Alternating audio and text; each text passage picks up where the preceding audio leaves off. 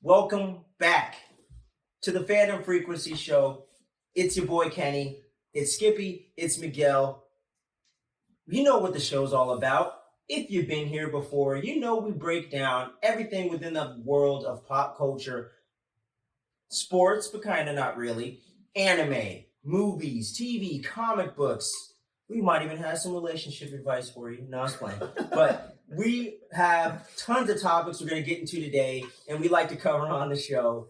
But if this is your first time watching and or listening, thank you for taking a chance on us, yo. We promise really fun times, great entertainment. We talk about everything. We do reviews, recaps, trailer breakdowns, you name it. We talk about it over here. Click that subscribe button, man. It takes 0.00025 seconds. You can click it right now. And click the like button. Share it with your friends, your fam. Share it with the girlfriend. You know, not like that, but you know what I'm saying. Share it with your grandma. Share it with your cousins, your friends, your boyfriends, your sisters, everybody, all right? Just share it with everybody, man. Share it with everybody. Let's get it in, man. I want to hear from y'all also. And whatever topics we get into today, you got theories, you got speculation, you have opinions on certain topics. Like we're talking about Book of Boba Fett, we're talking about Peacemaker, and the overall consensus has been very different for the two. And you're going to find out our thoughts right here, guys. But with no further ado, we're going to get into one of the main segments of the show, one of the touchstones, one of the main things, man, one of the pillars of the fandom multiverse, if you will. What's the word, man? What's the word on the motherfucking street, y'all? We want to know what's going on in the world of pop culture, whether it's news, trailers, release dates, cons, festivals, you name it. We talk about it. But today, we're going to get it popping with that good old Super Bowl 56 halftime show, a.k.a. the greatest halftime show that has ever graced the TV screen. You heard it here first. Snoop and Dre, Kendrick motherfucking Lamar, Mary J. Blige, Ice Cube. Ice Cube. I can't believe I just said that. Ice Cube. What? I'm just writing my own list here. Eminem 50 Cent. and 50 Cent. Yeah, Eminem and 50 Cent. I can't believe I just did that. But Eminem and 50 Cent, you got legends from across the board, East Coast, Midwest, West Coast. You saw it. Who's from the East Coast? Sorry. What's his name? 50 Cent, I believe, is from the East Coast. Oh, damn, okay. And Eminem is from Detroit, Michigan. Oh, that's Midwest, right. baby. So we got all three coasts, no disrespect to the South, coming together. Mary J. Blige, I don't know where the hell you're from, but she came in and killed it, man. And I know my man Skips over here didn't watch the halftime show yet because he's sleeping on the greatest show of all time. He's sleeping. I'm just there for the game. I'm there What? for the last 5 minutes of the game. Oh, yeah. Where I get my bets. And I lost my bet. So You were going against Rams? yes. Okay. Damn, bro, you're going for the big money, huh? Oh yeah, I'm trying to Going go for the there. big money. That's what you do, bro. They haven't really paid attention too much. Only like the commercials a little bit here and there. Whenever I didn't watch a single Super Bowl commercial because I'm kind of over it at this point. I don't know if it's just me. I don't care about these celebrity Check commercials. it out. I think there was a good commercial. I don't know what's it about, but all I know is it's Seth Rogen and Paul Rudd.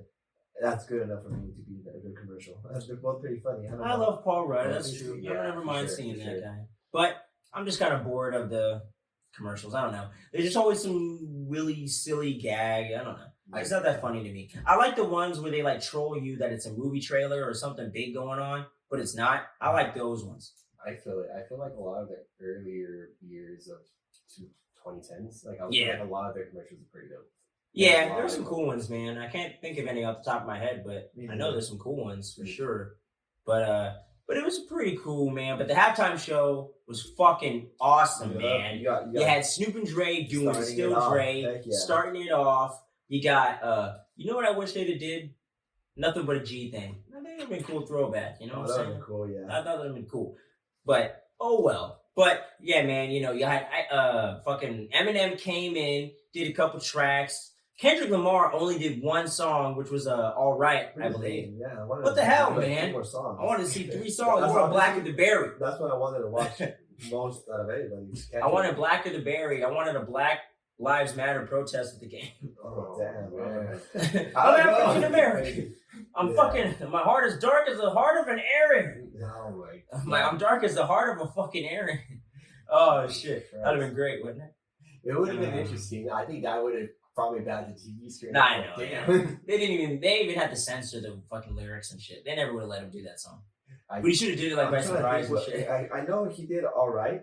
Yeah. That's the only song he actually just. Yeah. Damn. It's kind of a disappointment, personally. He didn't even play Humble. I think he should have played that one too. That was pretty Humble, Loyalty, even, you know, just because that's the Yeah. mainstream hit, good. you know. Bitch Don't Kill My Vibe would have been nice. I don't know. It's been a minute, See, you know. my thing about all right, I love that song. I love Don't that get song me too, wrong. but why did he choose that song if he uses the N word a lot, right? So You know, like, you make a good point. what he has to be like censored, and I don't like when a song has to be Me censored too. so much. I hate it. I hate when they Yeah, play the yeah. song Explosive on the radio. Oh, It is the fucking worst. They like take out an entire verse. They take out Nate Dogg's verse and only have the hook, and then they censor that shit. And then it's all like nothing but nothing but broken deeds. I hate when that happens all the time. like Come what song I on. like hearing the radio? It's Bone Thugs and Tupac song. Oh yeah. What the fuck is wrong with me, man? Can't remember the name of it, but I know it. Me neither. From the fucking Baker videos, and all Yeah, that, right? Death Wish video, but yeah, Yeah, they censor the gunshots, which is literally like the whole Yes, song. that's the beat, dude. Yeah. What the hell's the point? That's the fucking.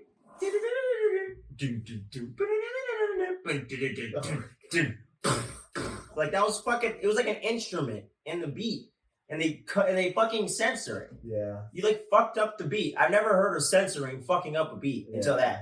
I'm like, what the hell just happened? Why would they censor the gunshots? Hip hop should never be censored. Yeah. I'm gonna say it now. No music should be censored, but especially pre-2000s hip hop should not be censored. True, It is like true. all niggas and fucks and bitches and this and that. Whoa. Hey, we say whatever we want on this show. Whoa. That's We have children listening.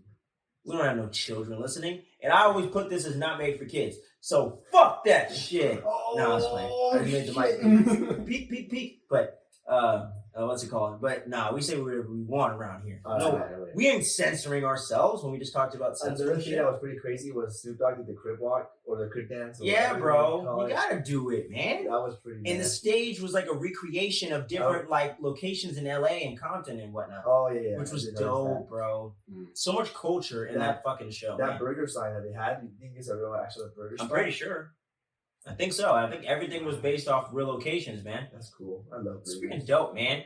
But Yeah. it was a great show overall, dude. You got to check it out because we haven't seen Snoop and Dre perform together, if I'm not mistaken, I think for a long time. since Straight Outta Compton, maybe around that time, or the 2012 Coachella. So it's been almost a decade, if not a decade, bro. They played together that year? Yeah, that was the whole Tupac hologram shit, if I'm not mistaken. Oh, damn. But the year they played was the hologram because it was during their set. California Love. Oh, Yep. shit, okay. Remember when we saw at Rock the Bells when we saw like Old Dirty Bastard hologram? Yeah. Was it the Old Dirty Bastard one didn't look as good? Or was it Biggie that didn't look as good? There was a Biggie hologram. Yeah, I think remember? it was the With Bone Thugs. what? Yeah, bro. You don't That remember same that shit? that same year we went? Yeah. Nah, I Yeah, don't remember dog. that. I Maybe just, that was a different year, I know but for sure. I remember there's a seeing, possibility it Old could have Dirty been a Bastard. different year, but I'm pretty sure it was the same year. I'm pretty sure it was the same night, same year. I'm pretty sure. By the time you see this episode, y'all, I would have figured that out and thrown the little poster up, you know what I'm saying? Because I gotta find that information because I just gotta know if I'm right or not. So I'm like, shit, was it? I don't know. I've been to so many shows I lose track. Yeah. But it was a dope show, man. And just so you know, we're not gonna talk about the game at all because we didn't watch it. Yeah, sorry, I'm not a big. Or did you football watch fan. all of it or no? I watched like the last 5 minutes to see. Well, he only watched the last 5 minutes to see if he won his bet with the Bengals, which, as we all expected, they lost. To be honest, Since they've never been to the Super Bowl in our lifetime, and probably won't again for at least another good portion of it if we get a couple more decades on this earth. So, no big surprise there. Damn, why do you got some sports heads coming at us now? Like, what the? Hey, Not man. betting no more? Oh, we gotta find these guys. Yeah. We record this all the way in Gotham City, California. So, What? I thought they were in Texas. No, dude, Gotham City, man. Oh, Alright, well, at least one commercial that we probably saw was the Moon Knight commercial. Day and night. Oh yeah. Huh? Yeah. Fucking trailer kicks ass. All these Moon Knight trailers have been kicking ass. I'm so infinitely curious about this character because I don't know anything about him that much. Like, I only know like 3 or 4 details about the character. Never read a single page of the comics. Never owned one. I can't say the same. I do have a little arc of him, and it's pretty cool. Is it the most current, or no, is it one of the most? It's like the older one, like okay. 2000s. He teams up with Captain America. That was cool. Oh, that's dope. Shit. Yeah, Good shit. So, Yeah. Have you read Moon Knight, or do you know much about him? Or I know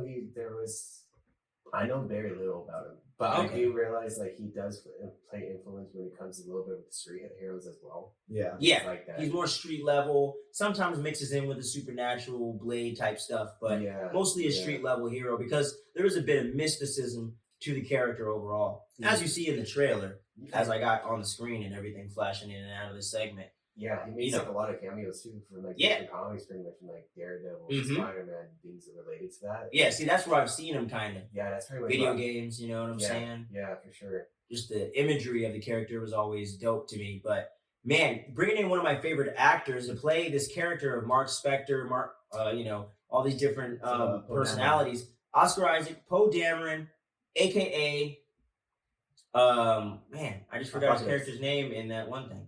Apocalypse. Not Apocalypse, dude. We don't talk about that around anymore. Hey, it was Apocalypse though. That was very, very. It's dark times. Dark times of the Oscar Isaac fandom. But I was talking about Ex Machina. That was another movie he was really dope in. I don't remember the character's name. Movie. Yeah, it's really good, man. You got Alicia Vikander in there. You got Donald Gleason, General Hux up in there. You're shooting me names I don't even know who they are, dude. I'm sorry. I thought you knew these people, man. Yeah, we got those in person. Because they're barbecue. You will know them. You will know them. Oh, shit. But I gotta say, this trailer was pretty dope, man. It was really short, really sweet, but it had a lot of dope imagery that I can't piece together whatsoever. I'm like, what's going on? It's gonna be Moon God?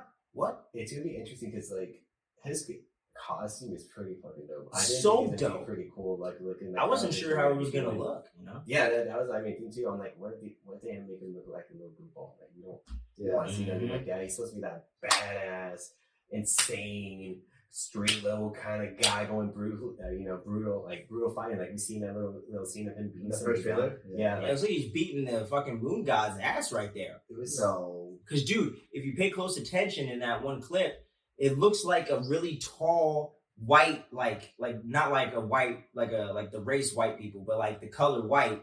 It looked like a white figure he was beating up. And when you pay attention in this new trailer, when he's in the field or whatever, and you see the Khonshu god behind him, he's in all white clothing, and it's like all white and wrapped up. And it looks like the same person, and he's making like some weird noise too. Khonshu god is the moon god of Egypt. Yep, the Egyptian moon god, sirs. That's gonna be cool to see, bro.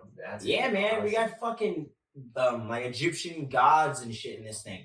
We got dissociative identity disorder, so we're gonna have some crazy character study. We got Ethan Hawke's crazy ass doing some kind of Egyptian magic or something that we don't even know what's going on. We barely even know his character name, which I can't remember right now, but I'll probably flash it on the screen or something. Yeah, he's gonna be in there, and he's an incredible actor, so I'm excited to see what his thing's going to be all about. And that's what's cool about the series. We don't know really what the story is and what it's going to be about, other than it's about some guy with mental issues that has some kind of crazy powers and likes to beat up people. For sure. And it's crazy to think because Ethan Hawke, he said that he wasn't really going to be doing any Marvel stuff or anything like that. Oh, he did? He didn't he always thought like Marvel, like not too much in his realm. Oscar Isaac? Oscar. No. Oh, Ethan Hawke, yeah. yeah. He was Ethan talking Hawke. shit on superhero movies, bro. What? Yeah, like Yeah. For real? yeah, like he didn't really like. He retracted the statement, but he Yeah. still said it. He was like just like he wasn't fully on board, and Yeah. like for me, like for him to actually officially do it when Mhm. handed the script like Moon Knight, I wonder like What made him want to take the role? yeah, like what is the story that insane that he decided to do that? That's solo like, thing? all been saying. Yeah, because he's a great actor and he's very into the serious roles and everything Yeah. like that. It's That's on his true. resume. And I get what he was getting at, but I'm like, bro, if you just don't pay attention to the genre, if you don't think any of it has, some deep character stuff going on. Have you watched Logan, sir? That's true. Have you watched The Dark Knight, sir? That was pretty cool. You know what I'm Pretty saying? cool. Like those are even Joker. I get you're not a big fan, but that you know what I'm saying. Wait, Yo, But what I'm Fandom saying, Frequency hold Show, on. dude, it's Bro. so Hold on. overhyped. Stay on target, sir. Okay, fine. What's I'm not going on? saying Shoot me the now. hype or anything. I'm just saying it's a very serious movie about true character development in a story. It's not about spectacle or action or any of that. It's really just a character study about Joker. I don't like that character development. I know, but I'm I just was- saying Ethan Hawke says that these movies don't go that deep, and I'm like, yeah, they do, bro. Oh, okay. Like you're kind of missing. You're not looking at the genre as a whole. You're just taking it on face value. Even did you go see Endgame? Guarantee you a lot of people were tearing up in that theater, sir. I feel like Endgame though, it's like you kind of have. It's like more of a build up for that to get Yeah. to that point for sure. For sure. But I'm like, it's a cultural moment. Yeah, In very cinema, much, man, very like, true. That's Jaws for this generation. That's Star Wars for this generation. It That's is. that moment. Maybe.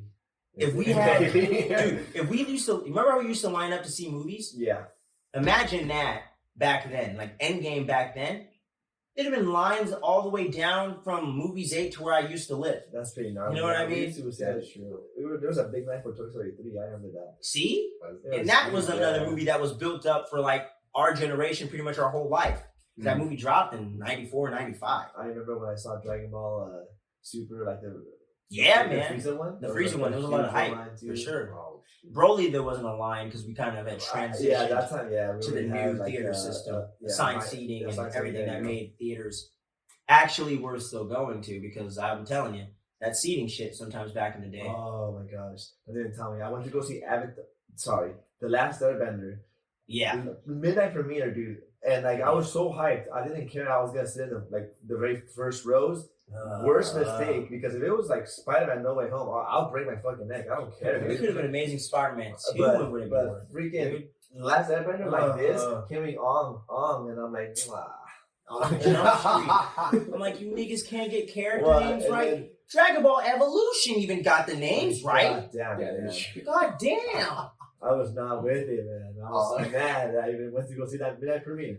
Dude, Did you I watch saw in that theater? that No. Saturday, No, that but weekend. I was like, oh, hopefully it gets better, but nah, Bro, you're talking to somebody that watched Avatar, The Last Airbender, Oh my god. from day one when it dropped to the last fucking episode, me bro. too. I Like, watched the whole thing. That, like, Yeah. come on, That was a man. good one. Like, that was one of my most hyped movies I've ever, like, been hyped for. Wait. Ah. This is a special, bro. It wasn't a movie. It was, whatever. Okay, I'll give it to you. It's a movie. But it's, the last episode of the Avatar. it The pretty Last much, Airbender, it is like a oh, movie, four- dude. It's like an animated it was like film. a 4-episode thing. It's fucking right. dope. Yeah, man. it's like it is. They should have like a- released it as a movie. That would have been pretty cool. They Yeah. should have did That that. would. Do you know how insane it would have been? I think they would have got a lot of money off That that, would have bro. been cool. Yeah. And I think it would have got the hype train for the live action movie rolling even quicker. Maybe. But they that would- wouldn't have turned out very well. yeah, it would've Anyways, not saved it for sure. can someone show me the multiverse where that was a good movie? None existed. I can tell you that right now. There's no variant of that, huh? All the None, variants bro. are the same thing. It's the same- M. Night Shyamalan just can't make a good Last Airbender movie, It's no the matter same. what universe it is. it's the I same tell you plot. that. But before we get into the madness of the multiverse and our speculation for what could happen in the film, we're going to talk about something a little different. We haven't talked about this on the show whatsoever. But we're going to talk a little wrestling, as my dad likes to say. We're going to talk a little wrestling. Oh, We're not talking WWE over here. We don't like that watered down boo-boo nonsense. And don't worry, Skip, we won't drag on for too long so you're not lost in the mix the whole time just sitting there. I'm really But- lost. I but was like, wait, There was some kind of big news that dropped in the wrestling world that Cody Rhodes and his wife Brandy Rhodes, who are two of the co-presidents or co-owners or whatever the official title is, they're two of the founding members of AEW, All Elite Wrestling, they're leaving for sure, and apparently might be going back to the WWE, and they're negotiating a deal of some sort right now. And that's huge news because that's almost like Dave Filoni leaving Lucasfilm and going to Warner Brothers or something. It's like, wait, what, dude? You know, he's like one of the main guys that like does the Mandalorian and stuff like that. And he's the guy that co-created Clone Wars with George Lucas. So he's like a big deal in the new generation of Star Wars stuff. Yeah. He made Bad Batch and all this other stuff. So Rebels, you know, that's all him. So, and he also was one of the main people on Avatar: The Last Airbender. Oh, that's pretty cool. Yeah. So this guy makes nothing but gold, man. Or does he? We'll see. But he also worked on Boba Fett, that's why I say that. But anyway, staying on track here. But yeah, Brandy and Cody Rhodes leaving AEW, I was like, holy shit. How are they going to do that? How are they going to work that into the show? Dude, I don't know, man. Like, it's crazy how he first left WWE because he felt like he wasn't getting enough creativity, like to move and do what he wanted to do. He felt like he wasn't getting his full potential in that company. So he left and he made a huge name for himself, like a big one. A lot of wrestling multiple fans, champion and all this stuff. Yeah, like in different companies, from Ring of Honor to AEW to freaking, I think, and New Japan Pro Wrestling, like he was on top of all those companies. And then to like pretty much be president or whatever he is, pretty much a main head of AEW.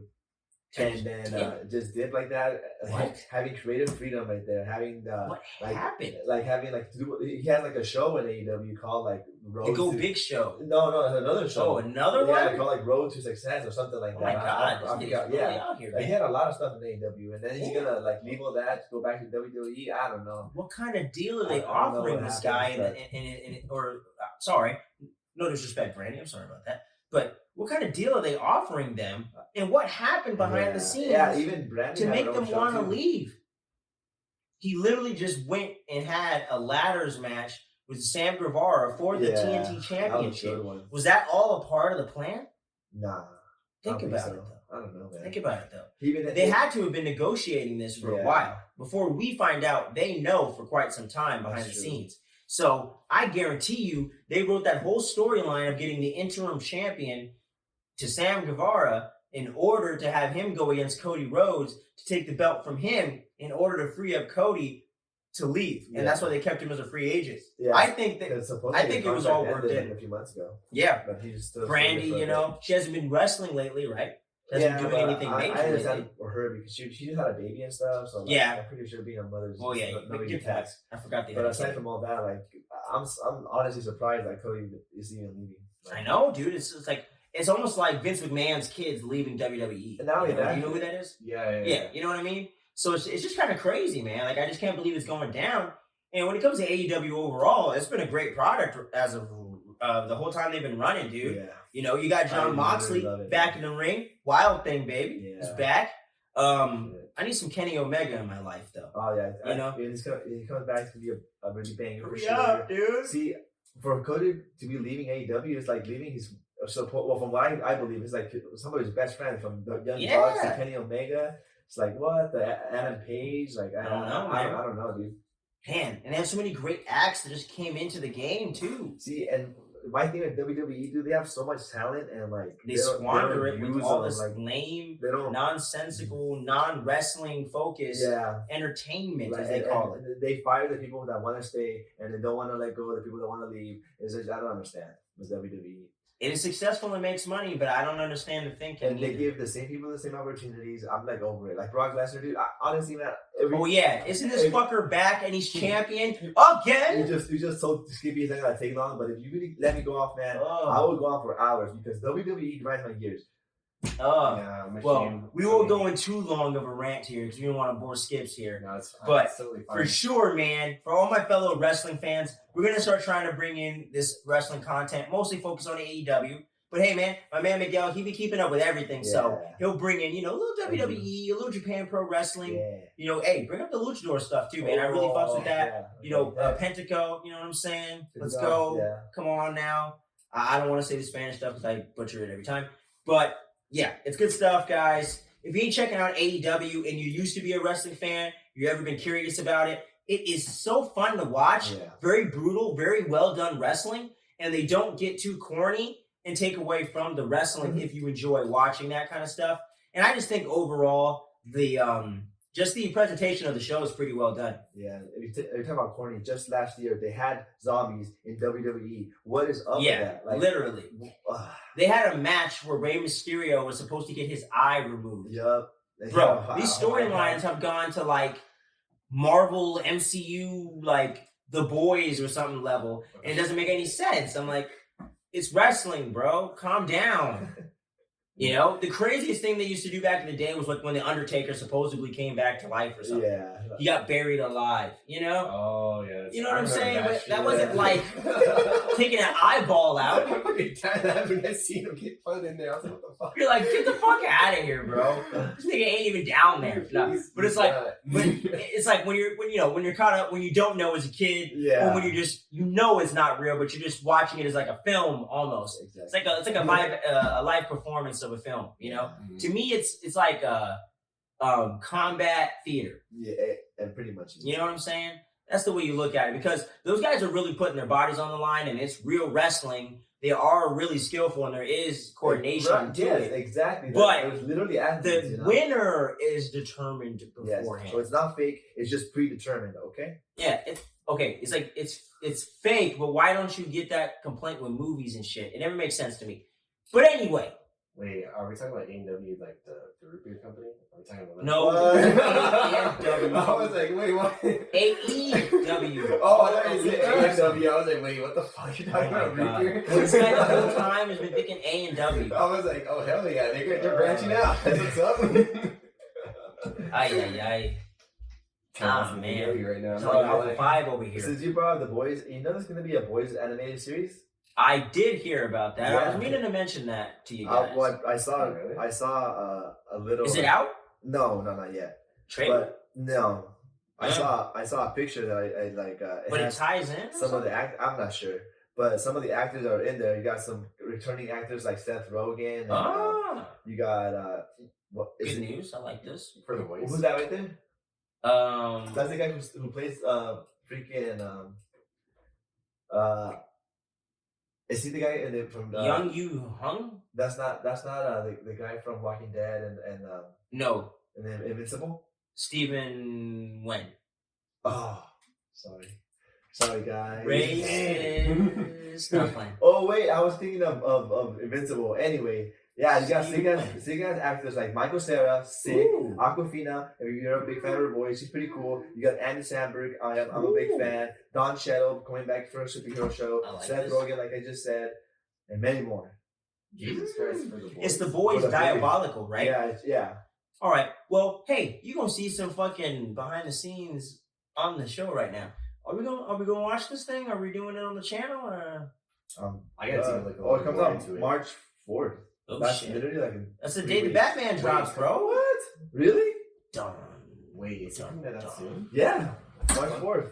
Oh shit! Let me see something. Hey, I didn't realize it was coming out that quick. Honestly, me neither. I just started around the corner, y'all. I'm gonna later on.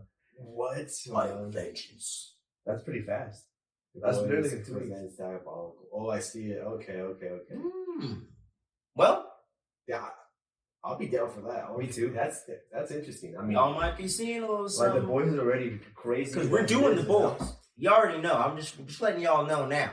We're gonna go back. At least I definitely want to do it. They don't have to because they've already seen it. But I'm going back and I want to review the first 2 seasons. Before we get into season 3, man, we're going to try to make it work. Or when season 3 drops, we can talk about all 2 seasons leading up to the new premiere. However we make it work. But I want to talk about everything the boys. So we're going to try to squeeze in Diabolical, guys. We're going to try to get it in. You know what I'm saying? For sure. We're going to try to get it on the channel. But for sure, expect the boys season 3 when that drops in June. Expect that shit. But, man, just staying on track here. Did y'all see the trailer for Nope? No, the Jordan Peele movie? I did, yeah. No. I did. All right. Well, just to get a quick once-over, because I was curious about your guys' thoughts. What did you think about it? For sure interesting. Like, yeah. It didn't give away much, which is like, it's actually kind of the best trailer for you, because it doesn't give away much of anything. Oh, no, not really. It's just like, oh, is it that? Is it aliens? Is it... Aliens? You know what I he's mean? Like, sticking to but a it's monster Jordan aspect, Peele, for so you sure. don't know, man. You never know. It could be interdimensional beings. It could be mutants, like hills have eyes or X-Men. technology. It could be a lot of different shit. Like, you know, X-Men could be it. No, it's fine. But it could be some weird shit, bro. Jackman should have said that note. But, you know, but it looks interesting. Stephen Wen from Invincible is in it, so that does kind of tie in. Keke Palmer is going to be up in there. One of my favorite young actresses that doesn't get enough credit these days. Daniel Kaluuya back again from Get Out. Almost said Get Back. Yeah, Too much Beatles. Keke Palmer was in Jump In, one of the Disney originals. Yep. Yeah, that's She was. right. Holy shit, bro. She was on I totally Nickelodeon remember and that. Disney Channel, son. What's up? And she was on the Scream TV series. She's been everywhere. Oh, she man. was? Yep. Oh, yeah. She's done like Tyler Perry movies, man. I grew up in acting. Dude, I was thinking, man, where has she been? Like, she's not even acting anymore. You know, she's been doing stuff, but it's nothing that's been like mainstream? super popular. Like, there's been some stuff that's mainstream, like Scream 4, season 3 of the TV show. He didn't blow the doors off like Scream 5 just did. Mm-hmm. But people know about it because obviously I saw it, you know. People know about it, but she hasn't done anything on the level of what this is going to be, which is why I'm very excited for her, actually. Because I hope that this drops. It's awesome, like most Jordan Peele movies are, and it really knocks the doors off, and she gets a lot of shine in the movie, and she gets a lot of praise. Because Keke Palmer doesn't get enough credit in this business, man. I understand she ain't got the biggest hits to her name, but I just think consistency over time, I sometimes appreciate more than having the big hits. Mm-hmm. But yeah, man, you need to check out that trailer, bro. I think it might be a film you'll be interested in, my friend. And I know you're gonna be over there in fucking Colorado and whatnot, but hey, they got movie theaters all over the place, man. Yeah, you know. I'm not gonna lie, dude. I've never seen any of the Jordan Peele scary movies. Oh, You ever seen Get Out or No, fucking Us, man? no. At least get dude. This guy, what's going You haven't on? seen none of that? We have to get you to watch those before you dip, bro. No. You got Wait, to. are You gotta you get that on the channel, dude. I'm all right. Get You're right, Out you're- okay, first okay. reaction. We gotta get that on the channel. We gotta do it. We're gonna figure it It's out. funny because Get Out does get my attention. You know, I want to see like when they're being brainwashed and all that good stuff. But It's so good, I man. don't know. And Us is a fun ass watch, dude. Us It is is good, such too. a fun movie. Yeah, it is. I don't love the final twist and reveals and whatnot. I love the rest of the movie though. Twists? There's twists. Every Jordan Peele movie has a twist or some kind of misdirect, Oh, or yeah, some kind of hidden thing that you don't see, you know, on the outset and whatnot. Yeah. There's always a little swerve with Jordan Peele. That's why I said, nope, might be misleading us. But it's a really cool trailer that I recommend you check out. And if you checked it out there, let me know what you think in the comments, man. We want to know what you're thinking. I'd really love to hear you guys' opinions because it's very interesting, open-ended trailer that you could really just speculate like a madman over. But while I make sure the computer doesn't go to sleep real quick, it's time for the Multiverse of Madness speculation. I'm not seeing that. What do you want to see? Oh, okay. Top 3 Cool. things you want to see or expect to see Yeah. from the film. And keep in mind, y'all, Miguel ain't actually watched the trailer because this guy is on crack or something. No, And I'm I'm just joking. any spoilers, okay? Yeah, But the fact apparently that this it's guy not- doesn't like hype. So he hasn't watched the trailer, but as he knows because he's an avid user of social media, Professor X is floating in this And bitch, not only that, bro. supposedly Patrick Stewart's Professor X. Yes, sir. Why would it? It's time we tell them. Why would they tell me that? I mean, yeah. Why would this trailer say that? Or supposedly Why? Fantastic Four's in there? I mean, yeah, or not. Or not. Reed Richards has been It's like heavily rumored. Tom Cruise, Iron Man, has been heavily rumored. That's But- interesting for sure. But besides all the speculation that's already been out there, 3 unique ideas that you would like to see in Multiverse of Madness. all right, check it Go. out. I want to see Clea, which is like the love interest for Doctor Strange in the comics, not in the movies, For sure. because you got I forget her name. Well, I forgot her name. Okay. The chick from the movie, you know, or from What If, because she also comes out dead. Oh, it was Rachel Adams. Rachel thank you. McAdams, There you baby. go. I I would love like to see more of Clea for sure because It'd she's be cool the to see daughter, I Clea, think, bro. of Dormammu. So Yes. that's really dope. Yes. I want to see that for They sure. definitely got to throw her in there. If not this one, the next one. Exactly. For sure. But shit, man, what you got, Skips? Top 3 things. If you got 3 things, and if you don't got 3 things, it's all good. But Just shoot what one. do you want to see that hasn't been rumored and or confirmed by the trailer yet? So it's got to be something different. Okay, so for sure now Illuminati.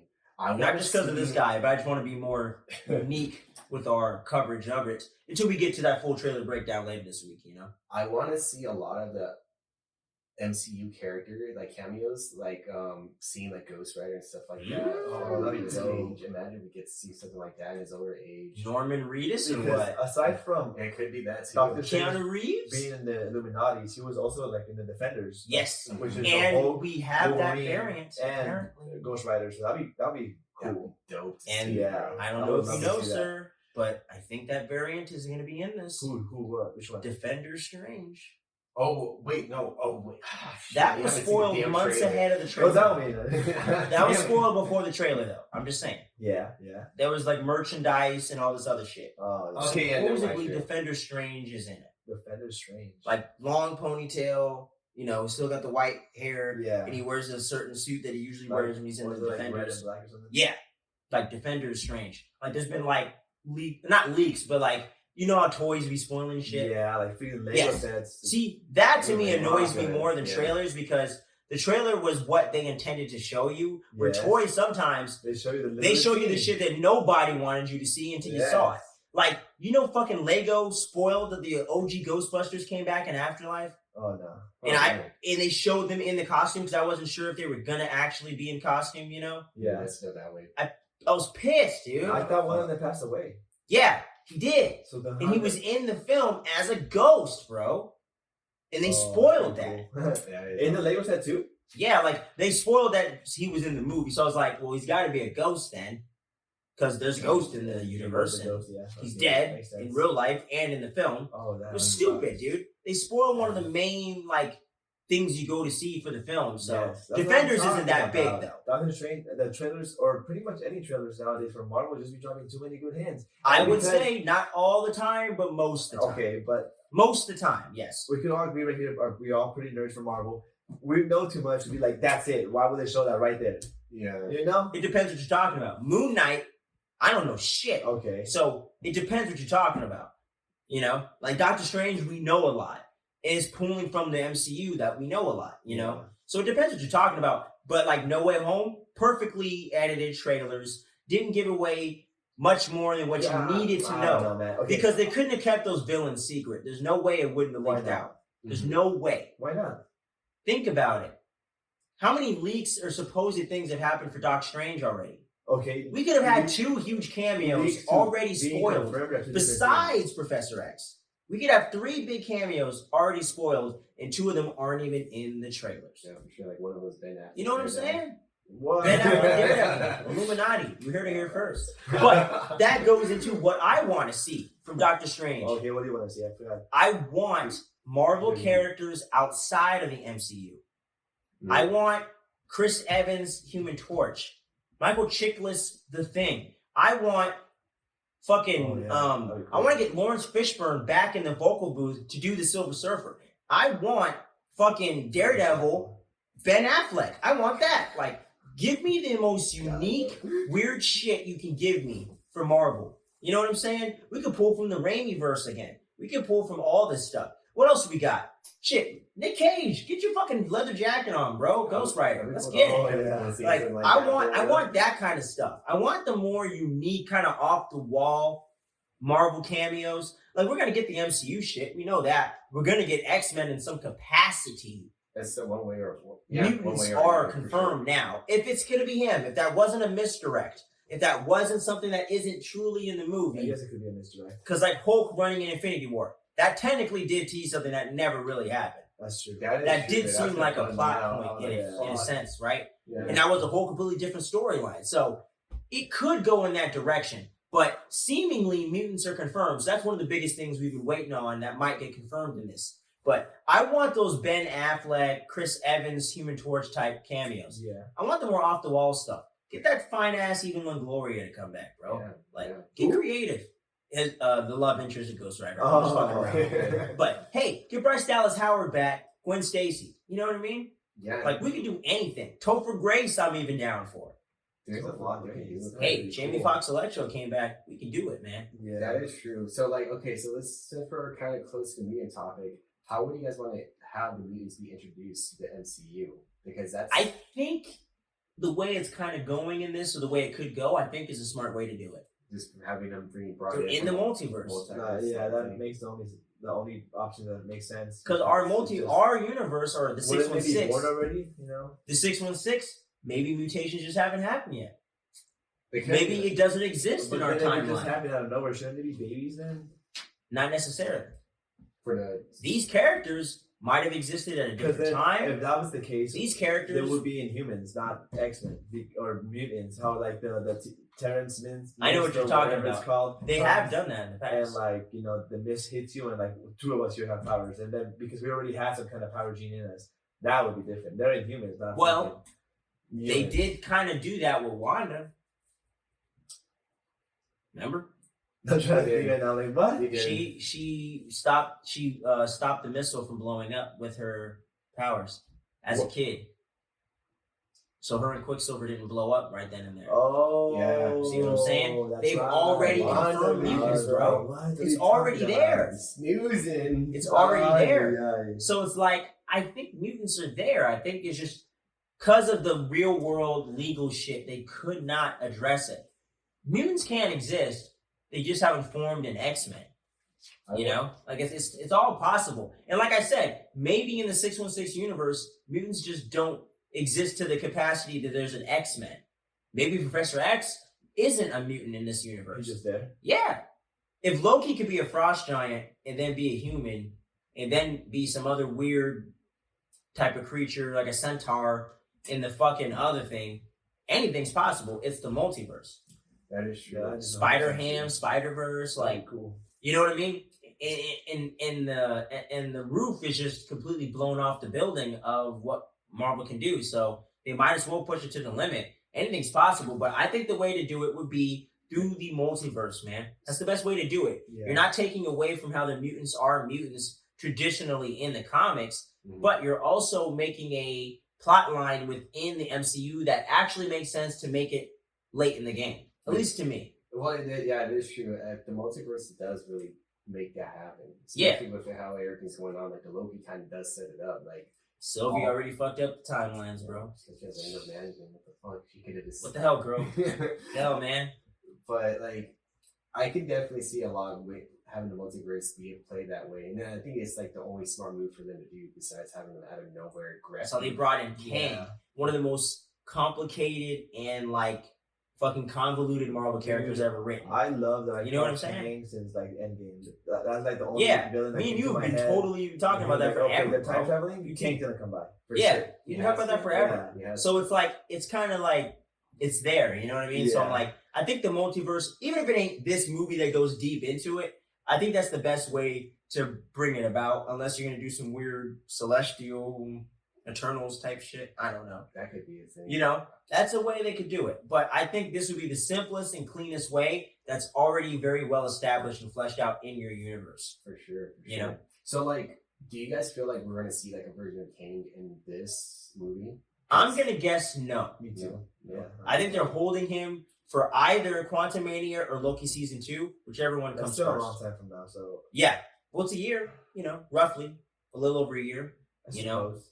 It's 2023 summer. So it is next year for Yeah. And Loki's probably not coming until next year either. I guess so so, right? Because for Thanos, when he came out in 2012 for Avengers, we had to wait 3 years, or not even. He came out in Guardians, of the so Galaxy. 2 years technically. Yeah. But then after that, it was another 4 years until we even saw him again. So it's like, it could be a good amount of buildup, but you never know where it could go, man. But any other big predictions, man? Anything else you guys want to see? I think Wong's gonna die. Who? Wong.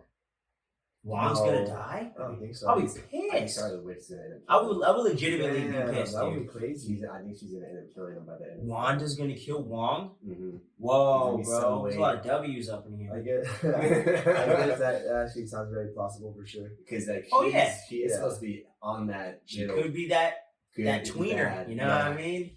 And maybe she needs to do something for her to actually get her kids. How would you guys feel if instead of, you know, that storyline in the comics where Wanda pretty much like House of M? House of M, where like she like obliterates all the mutants, but Mhm. instead she just makes mutants. Totally. People have been speculating that for a very long time. That could be And I would love it because it's just so simple. House of M, House of Miguel. House of Yeah.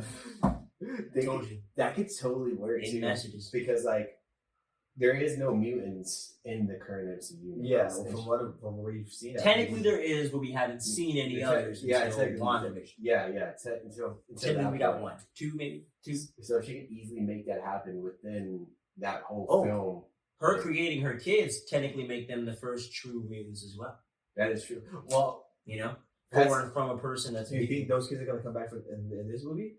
Because they're still I alive, think that's right? actually pretty likely. yeah, she's probably. I think that's probably what's going to make her turn to Part of the do thing. the bad. Oh, fuck kinda- you, dude. Yeah. We're over here erasing people's memories of Spider-Man and shit and opening up portals over here and shit. I just wanted to fucking live with my family. Yeah. And you over here fucking shit up because some teenager can't keep his dick in his pants. And that's fine. Yes. But it's like, come on, man. He's straight like. That's when the whole conflict between Rhonda and You know? Doctor Strange is for sure going to be there because Like- how is it fair for one character or the other? Doctor Strange does it. He creates so much havoc. Yep. Of Off the of his multiverse. bravado. Yeah. And Wanda does it out of she kind of did a fucked up thing by trapping people in Westview, but she did it out of love and did it for it's for her to have like Yeah. just for grief and for love, you know, and yeah, for comfort. He's just doing shit, you know what I'm saying? Because I could do it. See, so that falls. My question is my question for this is is Wanda gonna be the villain in this movie? Highly likely. Because then we also saw from what the trailer that I saw after Spider-Man was that there's gonna be an evil Doctor Strange, and then you have that other villain. Like, just keep forgetting his name because it's always hard to say. Baron Mordo, No, Shuma-Gorath. damn it! I totally forgot about. Yeah, both those things Oh are my up in there. gosh! Baron Mordo, Shuma-Gorath. And they Oh, confirmed God. Baron Mordo a long time ago, so I'm not saying anything. I think he comes out in that trailer too. Yes. That's a lot of stuff. There's a lot of. Let me tell you this, sir. After the next trailer that we've talked about that you haven't seen, I'll just say that it's even crazier than you think. I don't know who the fuck the villain is, but it could be. No. It is. Pass the curve. You're at it. Okay, but honestly, I'm kind of happy to see what you think is Shuma-Gorath. Shuma-Gorath. That's I have absolutely no information on this character except Me neither. from being in that video game Marvel vs. Capcom 2, which is one of the best Yeah, fighting boss games of all fights. time. But yes, he's in there. That is so sick that he's gonna come out in this movie.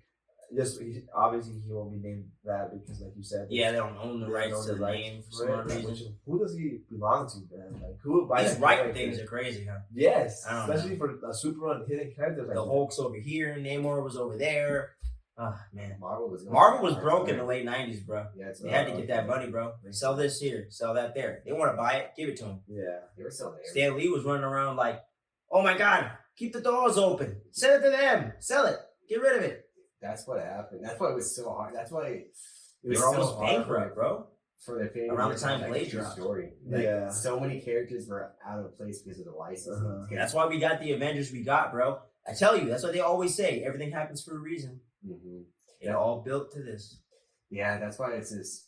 You know how awesome it would have been if we seen actually all the characters in Endgame or even in Infinity War fighting. Man, out I think Thanos. it's better this way. I think it's better this way. Yeah, it would have been. I do, man. I feel like things just keep getting cooler, man. Like I like Yeah. this. It's still built up for sure. It's How, still built up. how do you can't start the show with Metallica and then end with title fight, you know? You gotta go the other way around. You gotta go the other way around. Yeah, you're right. That's such okay. Yeah, for sure. You follow me? Yeah. No, I get that. I got so many analogies this episode. I think no, like Episode 6, analogies. the multiverse though. How would you guys feel like with the Inhumans coming into it with the floppy Inhumans back in the TV show? Hey, If they made the appearance, bring them on down anytime because I didn't watch the show. I so watched only one episode and I wasn't really interested. I had no interest because I knew it wasn't going to tie in. And after I heard it was bad, I definitely didn't want to watch it. So I haven't seen like the trailers, and I was like, it's like Yeah, I it's, already knew it wasn't. it's something. At that The moment. Inhumans are going to come in here, I'm sure. That'd be pretty cool. I honestly, Not this movie, I don't know. Black Bolt. I like Black Bolt a lot, and everything I read in the comics is like super awesome. He's interesting. Like he Character has that fighting never talks. techniques. Obviously, his voice is killer. Like he literally whispers something, and he'll probably blow half of the city or whatever right now. So crazy, though. Like, Wait, doesn't he destroy a planet if he bear whispers? pretty much. What, really? I think it's that crazy. I remember seeing like a comic issue that he barely whispered something and it blew up a fucking planet or some crazy things like that. I don't. How in the hell is he with somebody? I don't know like how much the universe is, but like. But what does he use? Sign language? No, they communicate like telepathic. He has telepathy? Yeah, something like that. Oh. Well, at least with his girl. Yeah. Maybe because she has it, like Jean Grey, Scott type shit. I get you. And then, like, when he screams, doesn't he like destroy a whole fucking? If he screams, yeah. the universe? Yeah. No, like, I never heard that one. That's why I thought if he screams, he destroys the whole planet. I don't know. I never if he like whispers like an atomic bomb. I can see that. I don't know. I know Black Bolt's like up there. Yeah. I think I know his power level is ridiculously high. I'm trying to remember. It could be your version though. I think I might have read like a version where he did yell and he did destroy the building, but I'm probably misread it or something like that. But I know it's pretty insane. I was like, holy shit. Yeah. So that's why I was like, okay, it'll be cool to see him actually in like the MCU and stuff like that. I agree. For sure. That'd be pretty cool. I thought, you know what? That's what I want. I want him to appear in this movie. Inhumans? It doesn't make no sense. Black Bolt? Just Black Bolt. Hey, because honestly, I know a way they could totally throw him in there. Very easy. I'm not going to say anything, but there's totally an easy way to do it. They could. I mean, like the cast are ready for anything. You know. Yeah. Like I know, like in Humans, like the cast that they had back then, the cast wasn't too bad. It was those are good actors from what I remember. Yeah, like the story was this flop. Like it was just one of those really poor written shows from what I heard. Like it's just they didn't execute anything right. Good cast, but they didn't execute anything right. Yeah, from what I heard, it's like Batman and Robin. You know what I mean? Yeah, that's a great cast. No, what I'm saying is, like, if you really would have made that a little less silly and really went with like not Chris Nolan, but if you would have went with something more of like a Batman Returns, Batman Forever type vibe, I think you could have had a Batman movie that people would love. Arnold Schwarzenegger's ice cheesy jokes. I enjoy the film because I grew up with it as a 5-year-old till now. If I watched that movie any older than like 10 when that came out, I'd have been pissed. I want a Batman credit card. Never leave the cave without it, guys. Oh my god, yes. What killed the dinosaurs? I think I'm hearing like the Ice Age. You want that guy to be coming back? All right, let's kick some ice. He was good, man. Yeah, I'm just kidding. He had to shave for. He was all built back. Everybody, chill. Oh yeah, that's right. How would you guys feel though? Like, let's say with this, the Batman coming out in March, and if it does really well, would you guys want to see Mr. Freeze make an appearance within that type of universe? Like a trilogy? Well? Matt Reeves is interested, and so am I. Yeah, he's interested in doing something like that. Yep. That Mr. Freeze? Yep.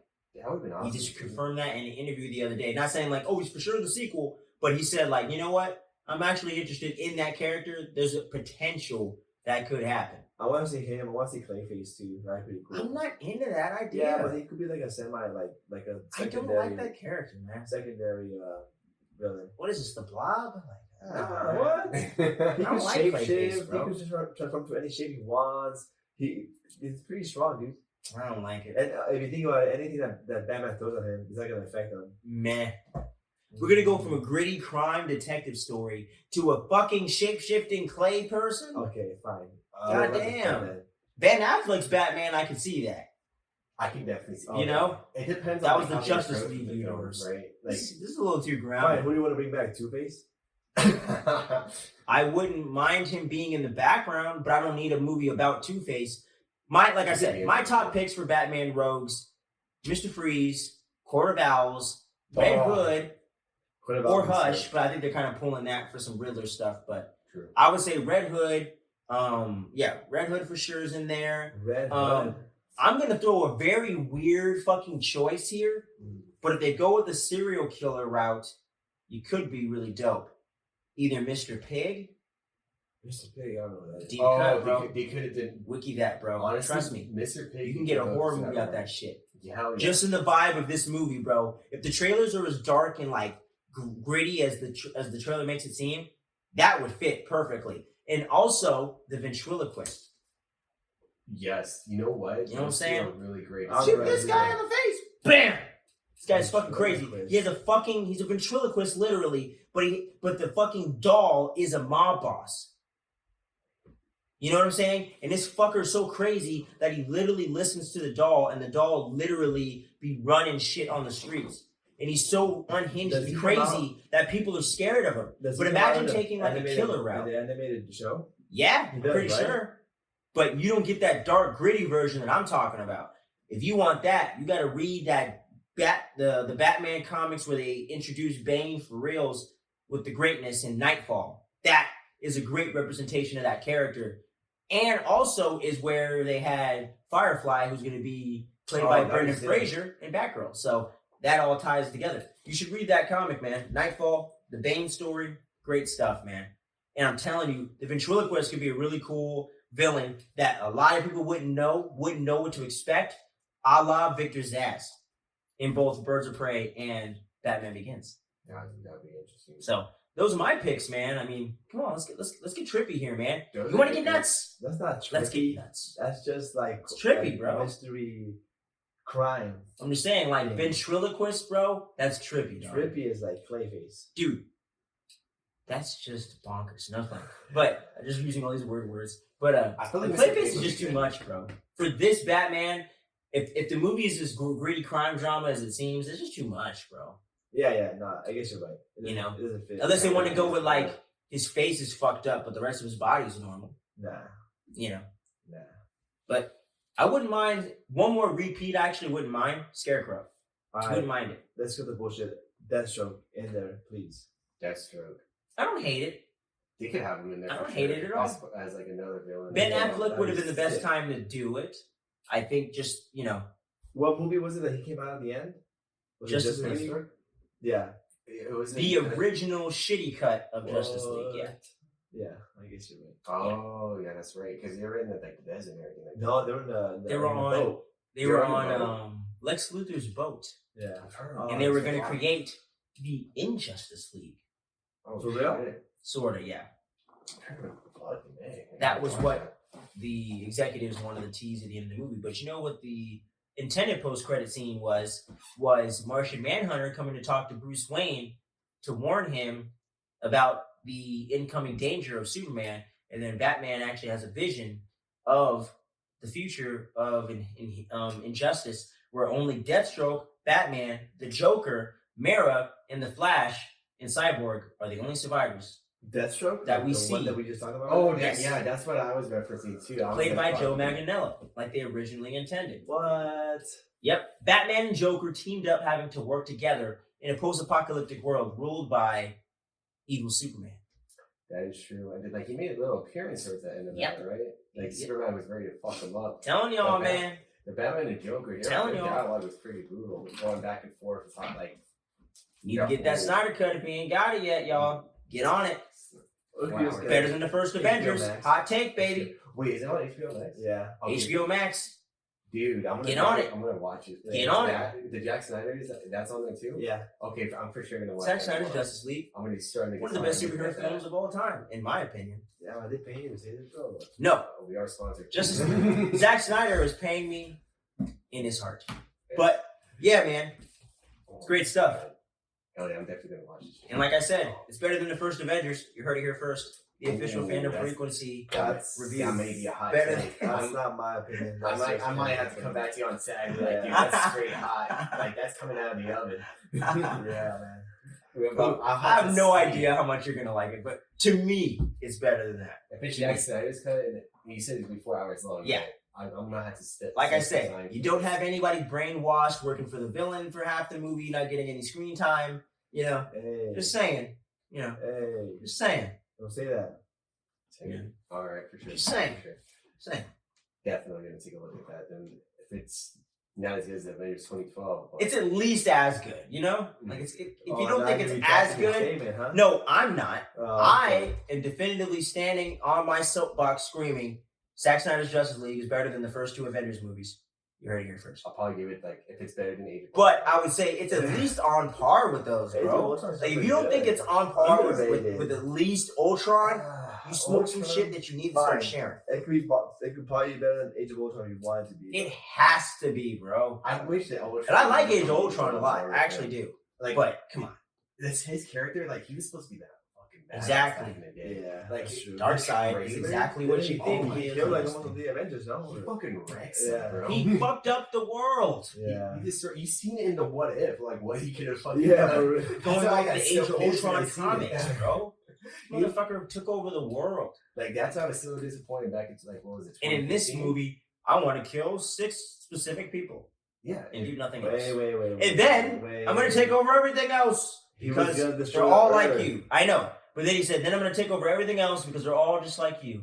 I'm like, this is stupid. Why don't you just take out everybody already anyway?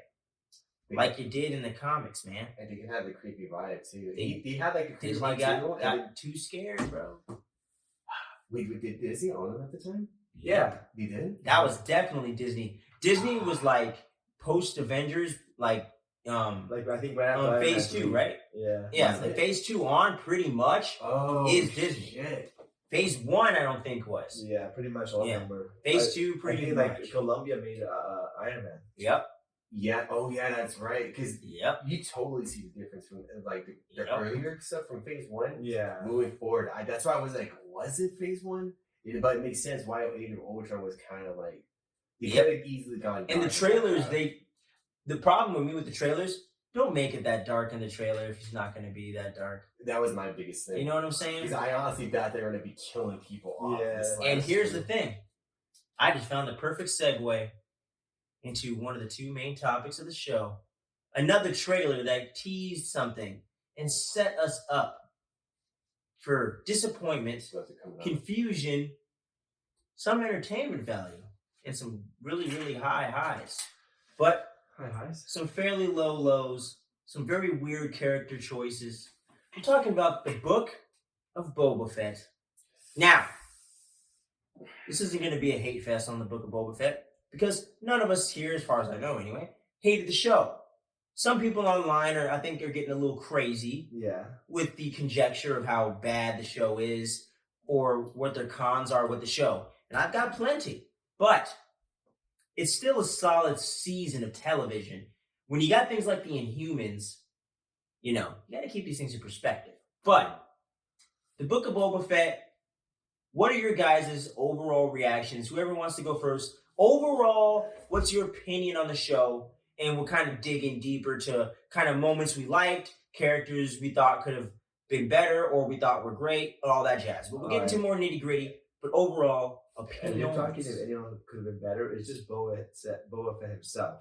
Okay, I did not like that for the past 40 years, people or the movies or people or whatever, merchandise specifically, have been hyping up The merch, Boba yeah. Fett as like one of the ruthless killers or bounty hunters in the whole galaxy. Like, oh yeah, this guy comes in, oh damn, it's Boba Fett, watch out. Nah, Yeah, this dude. was Oh not my it. God, that was my biggest Okay, thing like with Boba what? Fett. He's most of the time in that little water chamber. I forgot what it's called.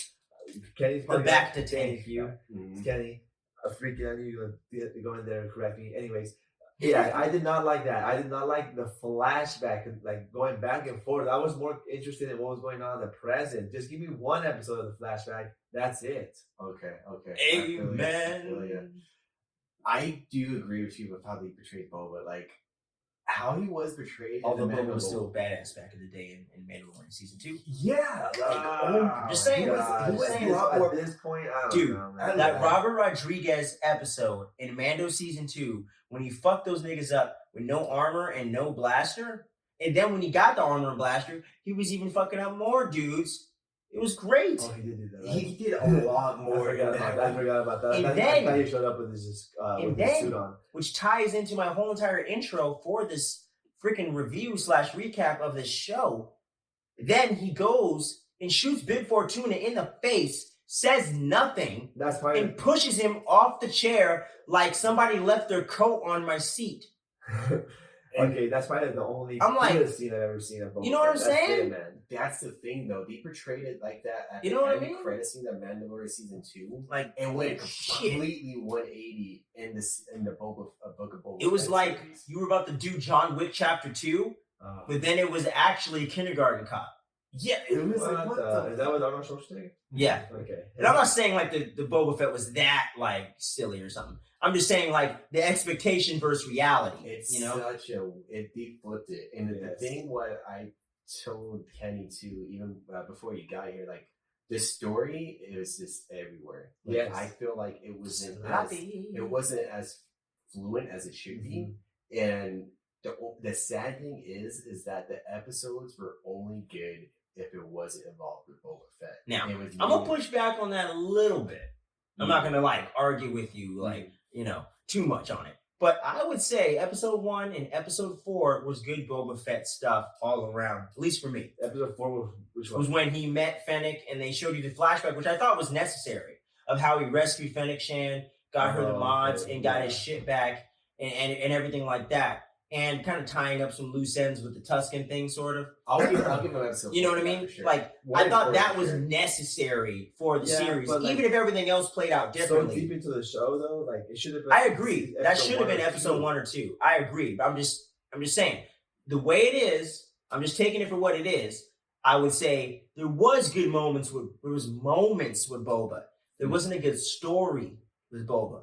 That's the problem.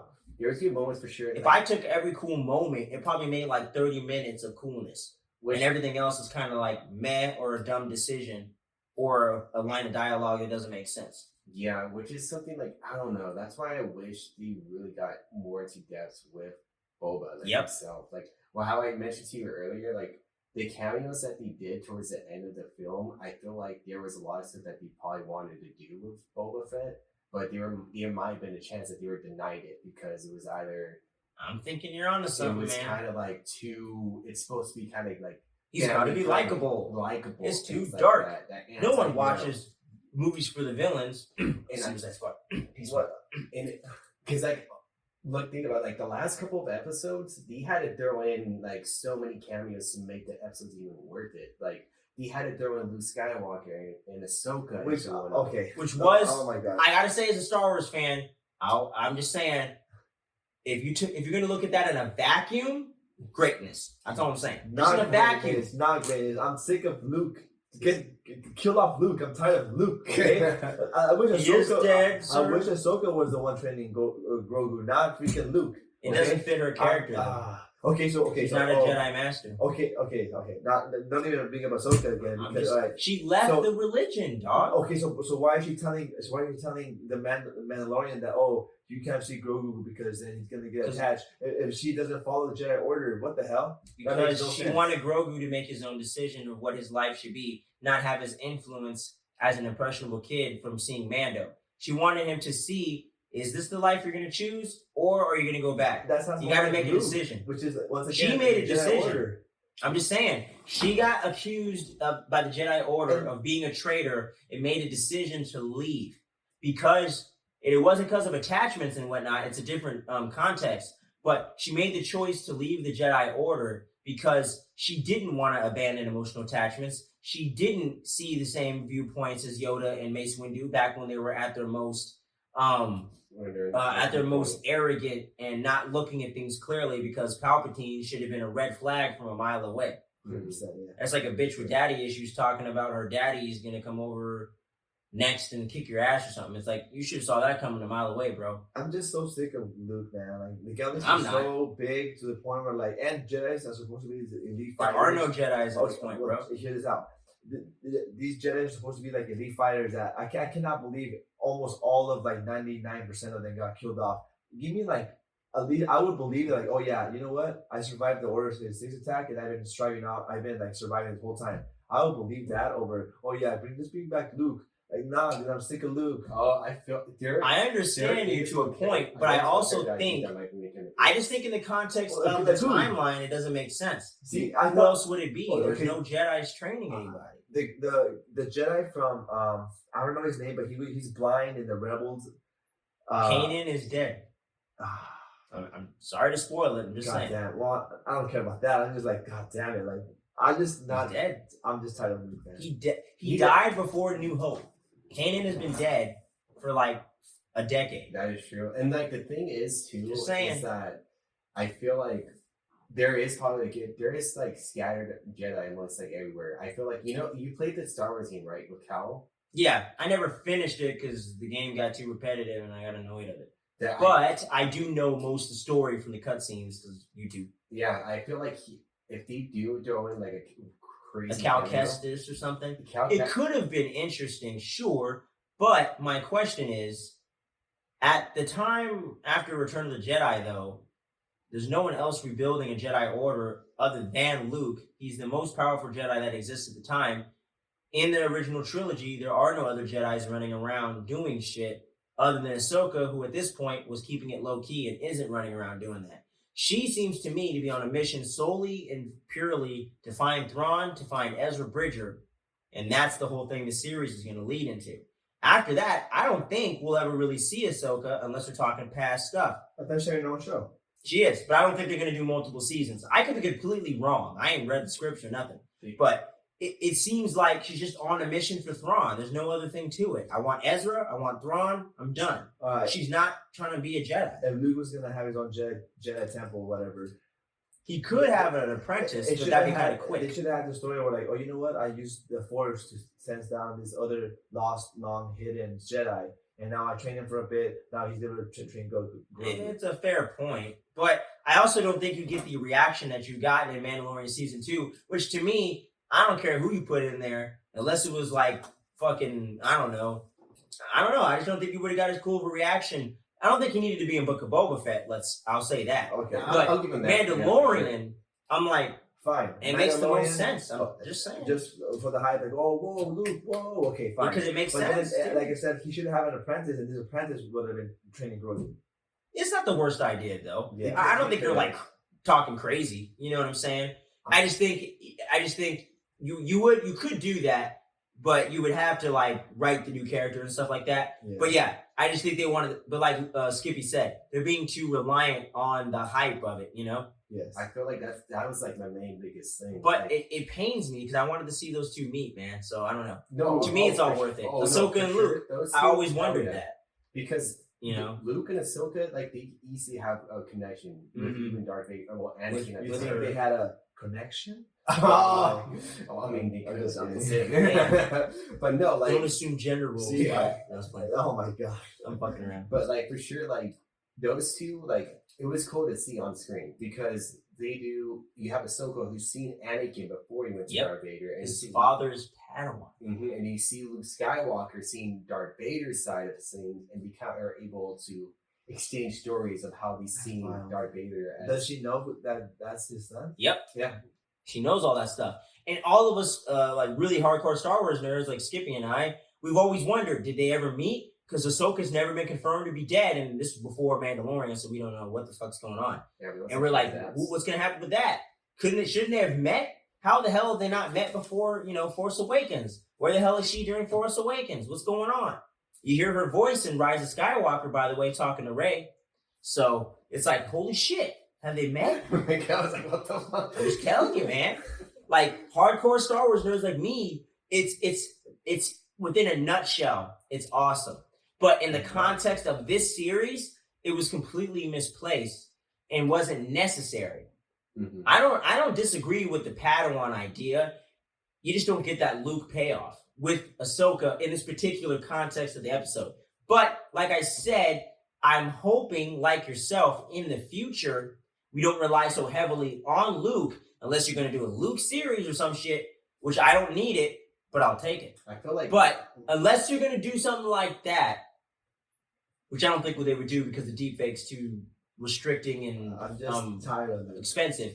But I do want them to move forward from the Skywalkers, but certain times, if they can pop in when it makes sense, I'm not opposed if it makes sense. Luke is the most powerful Jedi at the time. Other than making up a new Padawan like you said, it makes no sense for another character to pop up unless they do what you said. Yeah, I feel like Luke is... I'm just saying with the timeline. Like, for sure, because he is like that all-powerful and shit like that. He is, dude. He really should make an appearance like casual like that. It has to be very rare. Like, yeah, like I don't want to see him for a minute if I ever see him again. And you know what? Another problem that I had about Luke, his CGI was crap in this episode of The Mandalorian. There was this one scene where he's talking to Grogu, like in the shadow. Damn, really, dude? I thought it looked great. Nah, dude. In some moments, yeah, they look good. But watch, after this or whatever, I'll take go back and check the exact same scene, and I'm like, look at his face. This doesn't look like good CGI right here. We gotta get Sebastian on this thing. Yeah. Like, fuck, Miguel ain't digging it at all. I'm not digging it. Damn, not feeling it. Oh, Not shit. feeling it. I don't know if this was the original plan, but I didn't like how there was like literally just sole Mandalorian episodes in the Book of Boba Fett. I think this was the plan because the thing is, with the way filmmaking goes and the way they have to do this shit, because they're making like all these movies and shows and shit, they have to plan stuff out ahead of time. This has all been set in stone since before we even got that announcement trailer with him shooting Bib Fortuna in the face. They were already writing scripts and finishing it up then, and were shooting it all during this time, during the unfortunate beginning of the pandemonium. And because they hadn't done Mando yet, because Pedro Pascal's a busy guy doing other stuff. He just did Last of Us, and then now I think he finished Mando. He just finished Last of Us, so now we're waiting for those things. Yeah. But they were doing all that shit, and I don't know how they squeezed him into this. I don't know how these actors schedule this stuff. I think he just did a voiceover. Yeah. Oh yeah, true point. Right, because that's a stuntman. You're right. You're totally right. If he doesn't take the mask off, he's usually not there. That's a true point. But yeah, he probably just did that voiceover in his crib real quick, shot it over. But that's weird, man. Like, this was always the plan, because I saw an interview with Favreau or the Filoni guy I mentioned earlier that they said this was going to be sort of Mandalorian 2.5, but the way that I was thinking it was more the fact that Mando himself was going to be a part of the series, and they were going to set up him going to Grogu and where he's going to go for season 3 a little more subtly. You know what I'm saying? Where he would be along with, we need muscle, we got muscle, yo, Mando. I still want the Bryce Dallas Howard episode, but give me some more scenes with Boba at the end to make it tie in a bit more to what's going on. So episode 5 could have went the way it did, and I wouldn't mind it as much because it's kind of going along with the program. Yeah. And don't show Boba for 2 seconds with no dialogue. Why the fuck is he not talking? Yeah, it's his They're making a plan. What the fuck is going? Isn't he the name on the show? I just don't like how that whole episode of the Mando, the first one, where he goes to the butcher shop. Like, I love that episode. That scene that should have been left there. The scene where he goes to go see the Smith, and then that could have waited. Thank you. Yeah. I still love it though. But it could have waited. I'll be real. Where they could have told us, Grogu's with Luke.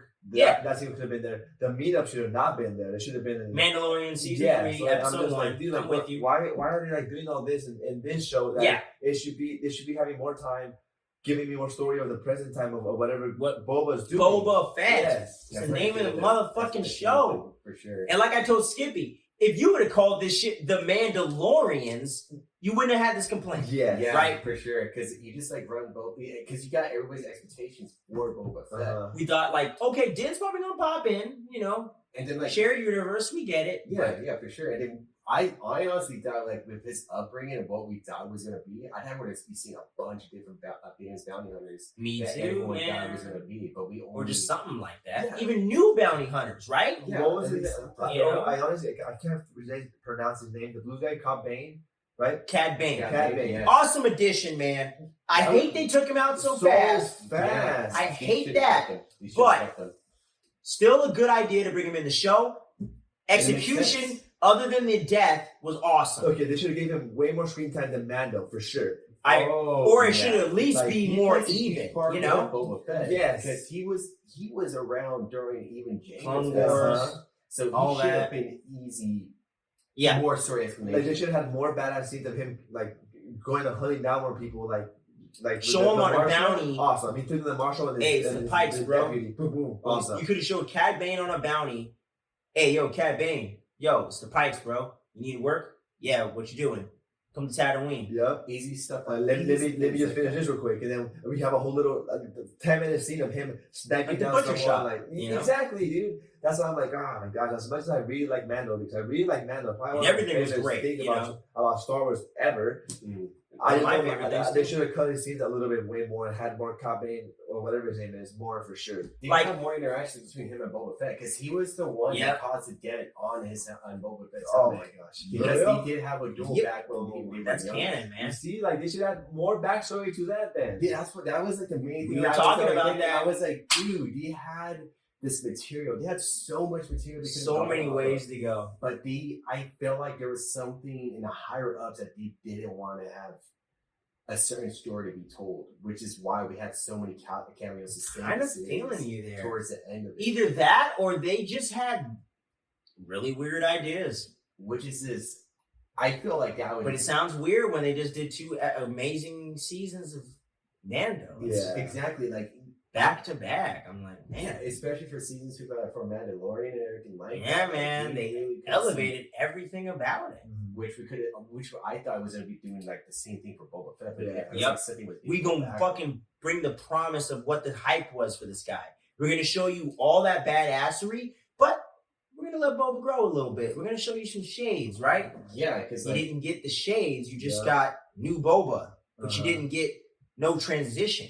yeah, like It's just shot him in the face. he was Respect. He was getting like his ass beat majority of the time. Like, Right? Yeah. Yes. I honestly Which to me didn't make sense when he was kicking so much ass in Mandalorian season 2. yes, that's why I was like, why the fuck is he getting boxed in by a bunch of fucking Captain Americans? He has a jetpack. It flew above him. He Yeah. had like a missile bomb drop right below him, and they would have been no fucking Yeah. big deal. He had his pistol. He's like one of the great marksmen out there, going bam, bam, bam, knock everybody out like they were nothing. But they were. Or where's the little Yeah, Where was that? There was that too. So, What do they call those? I know there's a term for it. Yeah. there is a term for The it. whistling something. Oh, Didn't Mando like straight up name drop him? Yeah, it was like the hummingbird. man. It was something with the hummingbird, like there's a bunch of those little mini missiles. I know. What Yeah, you're talking about. But It's like where was something like those? that. He could have had From those, episode 7. unless Fuck. unless if he didn't have that upgrade. Like Where the Yeah. Why? For sure, because that sounded more like a Mando weapon for sure. yeah, it's like He had it though. he did. Not as much as Mando, but he still had it. He shot out of his knees and shit. Oh yeah, that's He right. did that sick ass pose. Oh, he did. That's where it Fuck. comes from. That is true. That's why it was like there's so much more they could have done with it, and that's why I was hyped, but I was also disappointed. seeing Oh, the cameos shit, there, dude. too. I almost forgot to mention one of the best parts. Huh. Go, go, Power Rangers! God, that's what I mean about Look the at bounty my hunters. floating bike. Go, go, Power Rangers! Power Why What are you talking are about? these people in there? What? The fucking different colored biker gang fuckers? Those I That's didn't what like that Voltron, either. unite! They were like bunking him, and they're all teenagers. I'm like, what? I'm They're like, getting why is punked This Oh, on yeah. fool should have pistol whipped one of them, shot one in the face, and said, "Listen up, bitch. they I'm could've- Boba Fett. Yeah. I'm the daimyo of Tatooine and Mos Eisley. You got a problem, bitch? you could've I'll easily throw you to done the that. Rancor. Join me, or you can join your You homie should've, with the shot him in Rancor, or I'll maybe shoot not him in the face. No. Maybe shoot him at the knee or something. They're like, oh damn, okay, he's being serious. Fine. Like show some type of like honestly. Oh for shit, he them- shot his leg off. You want that to be you? Then shape up and work for me and fuck off. To be honest, I don't even see him as a freaking threat. That's what I'm saying, If I was you a know? syndicate, I don't was like, either. all right, we'll get rid of the clown fest. We'll just get rid of them and deal with Boba Fett and everybody. I Because am what's so with you. special about them? They're- Now, they you show know the what's best. kind of funny though? And I think the reason why people don't fuck with Boba the same way? Hmm. Fennec Shan. Yeah. See the way she killed them niggas at the end? Hell yeah. Yeah. She That's killed these. She just took care of the plot She's actually in one of, like like, 10 seconds. The best things of the show. Yeah. That's Pew, for sure. pew, bleh. I'm freaking- like, God damn. That's something that Boba should have done from the fucking get-go. That's what I was like. Now, I understand they can't do that because you gotta have a series. yeah. But go take out some lower heads, man. Go fuck up some shit. yeah. Cause some ruckus, man. Bring the ruckus. Exactly. Wu-Tang and this bitch. Bring the ruckus, man. That's all they had to freaking do. But like, God damn. that's what I mean. Like, they could have done so much more with characters. That's the that thing. they It's got just it's in. disappointing to me, man. It's not even bad. It's just disappointing. Yeah, and like It's like episode 9 all over again for me. It's like this isn't shitty. It's just like, what's with this Palpatine stuff? Who the fuck are these people in I agree. robes? Who is that? And they just, I wasn't even as invested A as fleet? much of these movies as I was from Book of Where the Boba. fuck is So this it let me come down. from? I'm like, wow. that's why it was such a like. That's why like for me, I'll be excited to watch a new episode of The Mandalorian every week. Me Like, too. fuck yeah. But And when it you know came- what I don't understand, man? Like with Cad Bane, going back to that, bro, you could have had a flashback of Boba versus Cad Bane And back the in the younger day. days. That's Back what in the I day. wanted to Prime see. Empire Boba going after the same target. Like, hey, motherfucker, what you doing here? With Cad I'm Bane. on a job. What the fuck you doing here, kid? I want a job too, bitch. What you mean? They could have had Could have had a fucking shootout right there. And they had stuff like that, and they could have easily did something. Set like that up for the people that don't know who Cad Bane is, like Show- you. Show her like how you guys dance. That's for Yes, They could have showed that scene that was deleted from fucking Clone sure. Wars. And I know a little That's more it. of Cad Bane or whatever. I saw him. I know, but I'm just saying, like, that would have gave Clone you. Wars. One of my favorite scenes when Yeah. he's getting down with a lightsaber, dude. Yeah, I know. Dude, he even took on Obi-Wan. That's what I'm saying. Obi-Wan Like, and Obi-Wan, another, bro. and another, And a- Boba took him out with a stick. He took out like a clones and A spear. Obi-Wan, you know? yeah, and then like that's how And much this advanced guy he was. killed him, not in his prime, with a spear. Yeah. Yeah, and then it's just like What? And Cad Bane was still, dude, he was still wrecking Boba even in that episode. He even told him, I was like, I'm still way faster than you. Which I didn't mind. Yeah, and that's why I really liked it a lot. I'm like, all right, cool. There's gonna have a fight, and then Cad Bane or whoever is gonna be able to make it alive. And we'll see more Cad Bane story later on. Yep. Him dealing with the Shit, he could Mandalorian pop in too. Ahsoka. Yeah, You know what I mean? He could pop in. He could have made an appearance for Ahsoka because He could pop in Andor for like the past type shit. Anything. Ahsoka and Cad Bane. I'm trying to remember. Did they ever make an appearance with like meet each Together. other in Clone Wars? I don't think so, but I haven't watched enough to know. I'm trying to remember if they did or I not. don't think so. If they didn't, and then I'm pretty sure Ahsoka would have heard Cad Bane. Yeah, From for years sure. beforehand, because he really did take on a lot of the Jedi Took on Knights. Obi-Wan The Jedi Masters and Kenobi. Obi-Wan. And General Obi-Wan Kenobi. Of course they heard of this nigga. yeah, He like, probably told her that day. He's like, Anakin, oh my god, I was fucking dealing with this fucking blue-faced guy over here. fucking I'm like, fucked me hello, up. man. And then he fucking went ape shit on me. He fucking fucked up the guy. I think man. Anakin wasn't he using his lightsaber? No, it was a different I haven't guy. seen this It was a show. different. I mean, seen this episode. I forgot Oh, no. what character it was, but Obi-Wan and some other Jedi Knight was fighting. They'd be Cad split Bane. off a lot, you know. Yeah, they were It's doing the the Clone Clone Wars, you know what I mean? Oh, it was Obi-Wan and another Jedi Knight? Yeah, Oh, yeah, I thought it was Obi-Wan and a fleet of other clones. No. It was like, and they were fighting in like this elevation area. and Yeah, Cad Bane like was- they just kept jumping to like every like Suicide, pillar bro. and everything. Yeah. Yeah, and then Cad Bane was just mostly using his intelligence and his Yeah. like way for him to Well, outpace. I guess when he got old and got stupid, Yeah, you didn't see that stick coming. yeah, it's just like holy shit, bro. Like he went from like fighting Obi-Wan. Obi-Wan at the time was in his fucking Prime. He was Like I in said, his prime, for He sure. treated Grievous like Brock Lesnar versus me in the ring. Yeah, just like straight up. That's why I was like, Ding, ding, ding. hey. I'm a bitch. Get back here. That's why it's just. I'm hoping we Ding, ding, maybe ding, see ding, ding, Cad ding, Bane. ding, ding, ding. Check out my light show. Check out my light show, y'all. Oh, And God. that's rolling? another thing that like they did. I did like in Clone Wars, like they did General Grievous like the due diligence, like the character. Yeah, Compared to Clone live Wars action, like, redeemed fuck. Maul him a lot of people. Especially It redeemed Maul. Oh my Anakin for God. fucking Pete's sake. I So wonder if we're gonna see Maul and Obi-Wan though, for sure. no, here's the thing.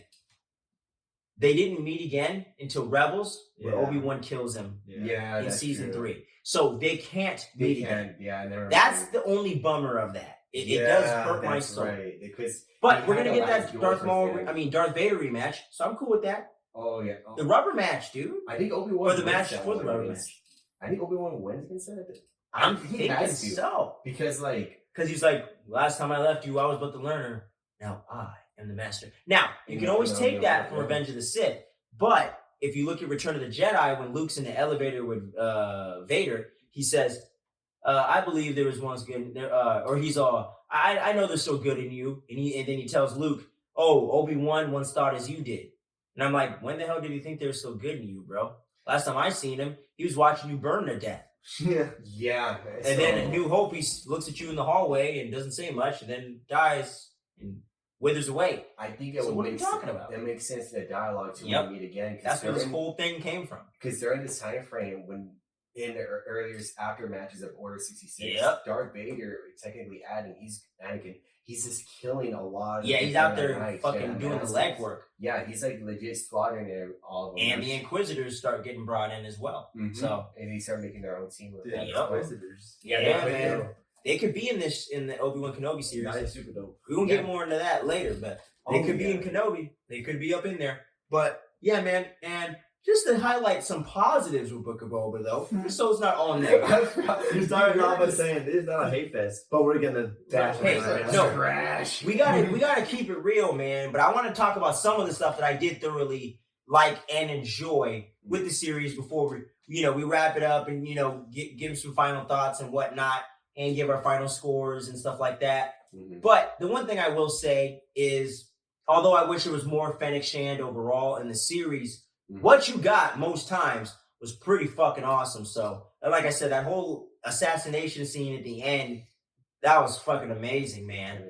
And Boba fighting in episode 7, while not as cool as Mando's action, I thought was the best Boba action we got for the whole series. For sure. Like him and Mando having that fucking classic Western shootout, that was fucking awesome, man. Robert Rodriguez, my boy, was on one right there. He was in the pocket on that one.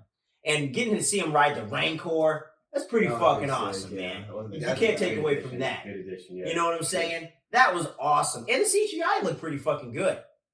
For like a big ass CGI monster fighting other CGI shit, it looked pretty cool.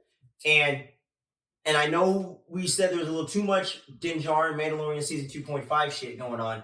I loved all the Mandalorian shit. I gotta say, I loved everything with Din Djarin, the Darksaber, and the one thing I'll say, kind of backtracking in the conversation a bit. I think if they showed everything in episode 5 with Mando up until the point he went to Tatooine, I would say end it there, go back to Boba, tie it back into Mando. He's building the ship with Amy Sedaris, and you spend the last 15 minutes or so tying that all together. I think that would have made things a little better if they brought Boba in to recruit him. Hey, instead of Fennec Shand, it's Boba. I have a favor to ask you, man. Could you do this for me and shit? He's like, yeah, man, it's on the fucking house. What are we doing? And then you get to see him go back to the palace, and they're planning out things with Fennec Shand and all this other shit. I think that would have made things a little more even and gave Boba enough time to tie in with Mandalorian, or with the Mando, and then Mandalorian season 2.5 wouldn't have taken over the last half of the series as much, because they would have been working in tandem with each other. Yeah. It was the problem with having a whole episode and a half where you didn't have any fucking Boba Fett in it. Mm-hmm. That was the problem. Yeah. So by the time you got back to him with episode 7, you're like, damn, nigga, where were you at? Goddamn. Pretty much. It was like Mando doing his own fucking thing. Yeah, you know what I mean? And then we got a hint. I'm like, okay, so we kind of have a feeling what's going to be about for the next season of what's going to end up happening with Mando. Mando, yeah, we have a really good idea of that. And there could be a lot of ton of fun surprises there. But like I said, everything with Mandalorian is fucking awesome. Yeah. Like I said, it's a detriment to the series as a series focused on Boba Fett. But in a vacuum, unto itself, that episode from Bryce Dallas Howard is the best Star Wars content since 1983.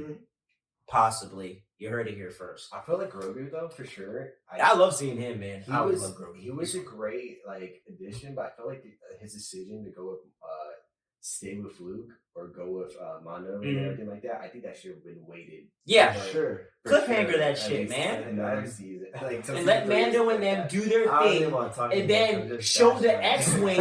You know, they could have did that. There was something something to this effect. Have Mando go back. You don't know what decision he makes, but at the end of the show, show the last scene with Boba and them, whatever, pan up, and then you see an X-wing going through space. Yeah, and you're like, oh shit! It grinds my gears. What does that mean? There was after credit scene in this series. Yep, and it could have been that. Oh shit! What? It's the X-wing. R2's on there. What's going on? Yeah, is Luke in there? And that's another thing that could have been a lot more played more into the next season. For the Mandalorian season 3. You know what I'm saying? But it was just, there's not enough balance in that last half. But like I said, and the other thing I want to highlight too, the first episode of the series was getting into the gangster shit, even though Boba wasn't being badass enough. It was getting to what the show's about, or supposed to be about. Yeah. He's the crime lord. He got out the Sarlacc, and he's back. He's in full effect. He's getting out the back of the tank. He just got out of the shower. He's ready to go. Mm-hmm. Oh shit, someone's putting a hit on him. Who the fuck is doing that? And they're like, I'm Boba Fett, bitch. What you doing? Like, that was all perfect. But everything from there, 2 to 3, was like, wait, what are you doing? Wait, where are we going? Black Chrysanthemum, awesome addition to this series, man. Straight out of the Marvel run of the Star Wars comics in 2015 to now. Yeah. Awesome shit. I love that Wookiee, man. The first time I ever saw him was in Vader Down, which is one of the best Star Wars. Yeah, I need to finish that, collecting that, dude. Really good one, I have part of it right there.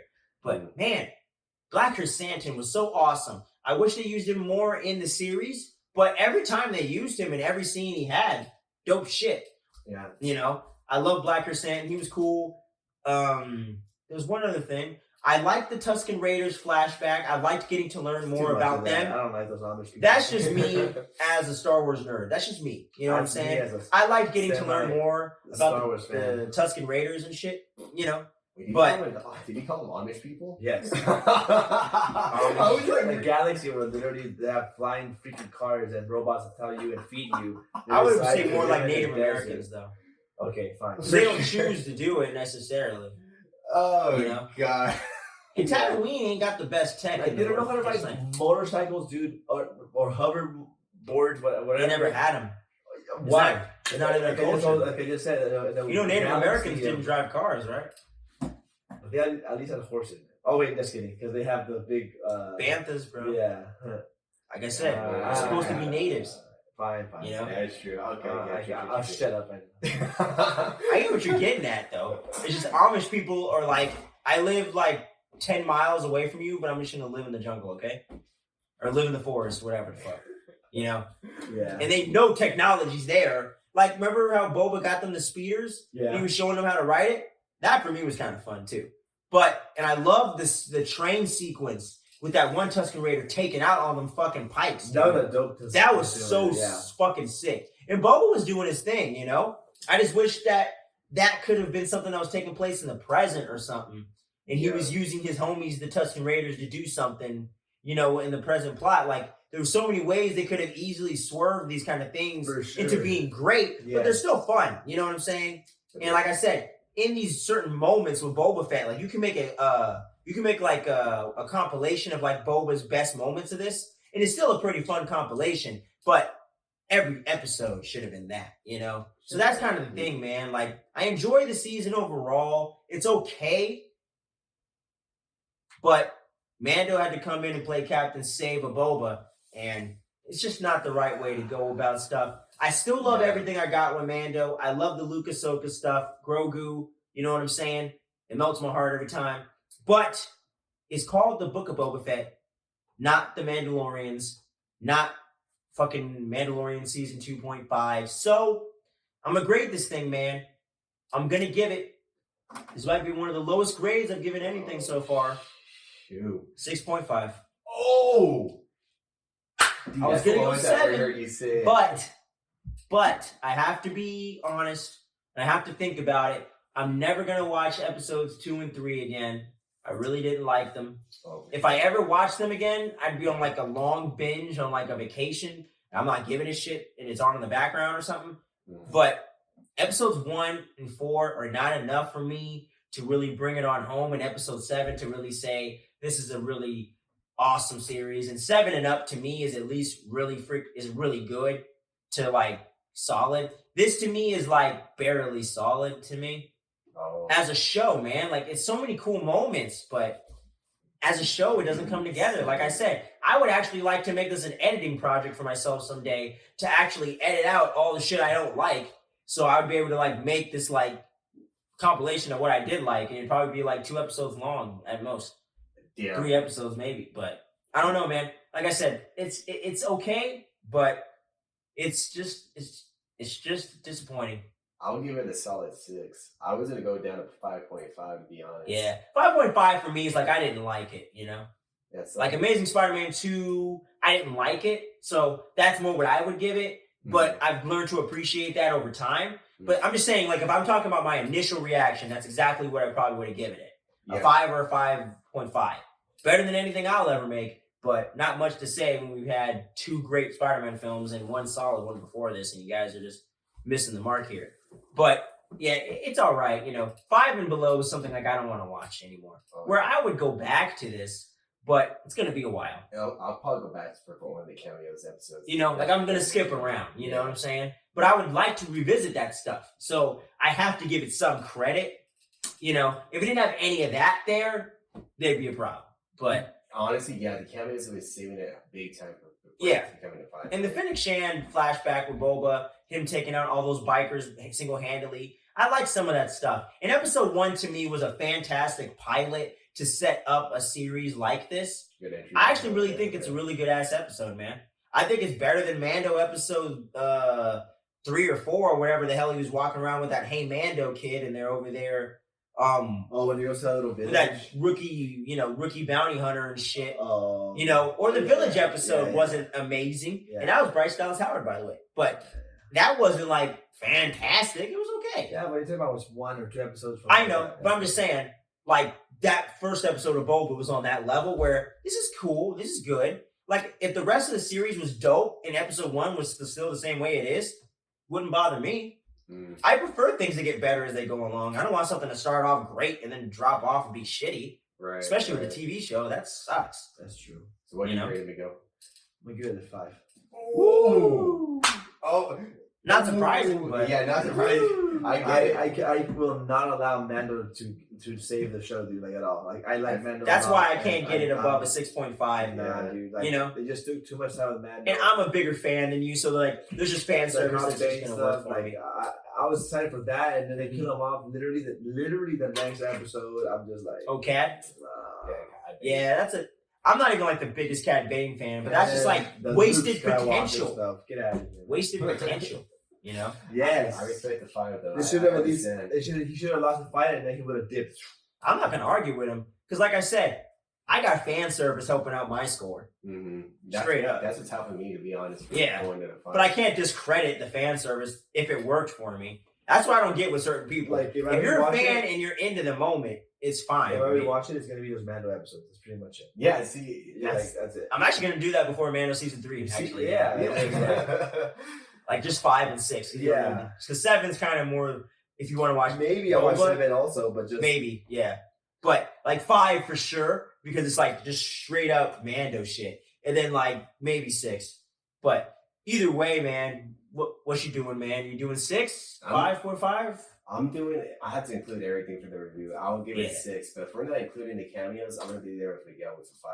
Like if it was only the Boba, like what we got without the cameos, it would only be a 5 because we didn't really get too much development of Boba Fett himself. We did. Fennec Shan was a really big waste. Yeah, and then like that was another thing. Like she played a bigger role compared to Boba Fett. Like Boba Fett should have been the one that knocks all those guys out at the end of the episode. What the fuck? And even if she was doing most of the killing and he was like, take him out.